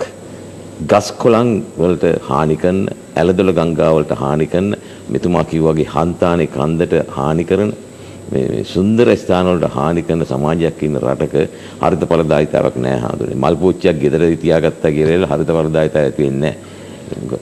ඊළඟට දැන් තවත් එකක් තමයි මේ හන්තානේ කන්ද ගැන කතා කරනකොට අපිට අත්දැකීම් තියෙනවා. මේ හන්තානේ කන්දේ අපි නගින්නේ තනියමත් නෙමෙයි. නැග්ගේ තනියමත් නෙමෙයි. කුඩෙල්ලෝ ඉන්නවා. වහා විශාල ප්‍රමාණයක් කුඩෙල්ලෝ ඉන්නවා. මේ කුඩෙල්ලෝ කකුල් එල්ලෙනවා. මොන සුන්දර තත්ත්වයක්ද හඳුන්නේ. මේ කුඩෙල්ලෝ එල්ලුනහම කුඩෙල්ලෝ ගලවන්න කෙනෙක් ඉන්නවා ළඟ. හරි මේ ගලවන්න කෙනෙක් ළඟ ඉන්නවා. ඊට පස්සේ එයාගේ ගලවන්න උන අපි මම අපේ පුතාට දීපු වදනකින් මම මෙච්චර ඉවර කරන්නම්. මොකද ඔහු අපසු උසස් පෙළ විභාගයට මේ සැරේ වාඩි වෙනවා. නැගපන් හන්තානේ නගින්න පේරාදෙනට යන්න වෙනවා. හරි එතකන් ඉවසපන්. ඊට පස්සේ උඹ වටේ තවත් ඕන තරම් අයදී කුඩෙල්ලෝ ගලවන්න. හරි ඒ අවස්ථාව විඳිනකන් ඉවසපන් පුතේ ඉවසපන් එච්චරයි. හොඳයි. ඉවසන දනා රුපියුදයට ජයකොඩිය කියලා අපි අහලා තින්නේ. නමුත් අභාග්‍යයට අද විශ්වවිද්‍යාලවල අපේ හාමුදුරුවෝ ලියලා තියෙන ඉවසන දනා රුපියුදයට ජයකොඩිය කියලා ලියපු වදන් පව විකෘති කරලා තිනවා මේ බටහිර අධ්‍යාපන ඊනියා සංස්කෘතිය හරහා. ඒක ලියලා තියෙන අපේ හාමුදුරුවනේ ඉවසන දනා රුපියුදයට ජයකොඩිය මේ කිව් එකාගේ කට කෑවත් මදිය කියලා අපේ හාමුදුරුවනේ අද දවසේදී මේ ඊනියා සංස්කෘතියෙන් අපේ ජනවහරේ එන වදන් පව විකෘති කරලා තියෙනවා. අපි මේ වැඩසටහන නිමා කරන්නට අවශ්‍යයි. අපිට මේ සඳහා අනුග්‍රහය ලබා දෙන වෝග් ජුවලර්ස් ආයතනය පිළිබඳව කෘතවේදීව අපි සිහිපත් කරනවා. ඒ වගේම මේ සඳහා අපිට නිරන්තර උපදේශකත්වයේ සපයන TNL මාධ්‍ය ජාලයේ ගරු සභාපති අපේ රටේ ඉන්න ප්‍රවීණතම මාධ්‍යවේදී අපේ රූපවාහිනිය හඳුන්වා දුන්න නිර්මාතෘවරයා ආශාන් වික්‍රමසිංහ මැතිතුමා, ඒ වගේම අපේ නිෂ්පාදක කාර්ය මණ්ඩලය පිළිබඳවත් අපි කෘතවේදීව සිහිපත් කරනවා. අපි මේ වැඩසටහන අපේ විශේෂයෙන්ම අපේ කල්යාණ මිත්‍ර චාමික ජනකාන්ත සොයුරා පිළිබඳවත් අපි මේ වෙලාවේ සිහිපත් කරමින් අපි මේ වැඩසටහනෙන් සමුගන්නේ. අපි ඔක්කොම රජවරු ඔක්කොම වැසියෝ මේ ගීතේ.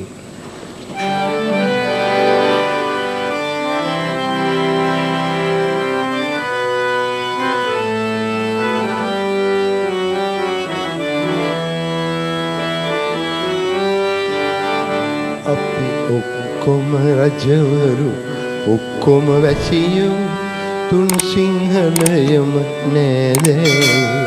අපි ඔක්කොම පියවරු ඔක්කොම මව්වරු තුන් සිංහලයම දූ දරුවෝ. තුන් සිංහලයම දූ දරුවෝ.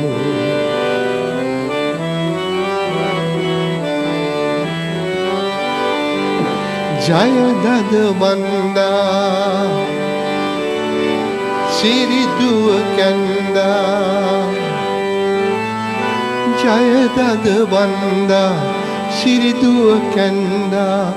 රුපුසෙන් ඔද තෙද සින්දා. හද අරවින්දා කර සිරි නන්දා. හද නන්දා පරගැති සිතගත බින්දා පරගැති සිතගත බින්දා අපි ඔක්කොම රජවරු ඔක්කොම වැසියෝ තුන් සිංහලයම නෑදෑයෝ අපි ඔක්කොම පියවරු ඔක්කොම මව්වරු තුන් සිංහලයම දූදරුවෝ තුන් සිංහලයම දූදරුවෝ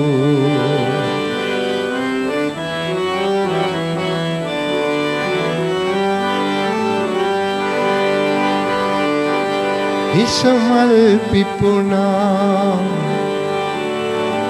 හසරල් නැගුණා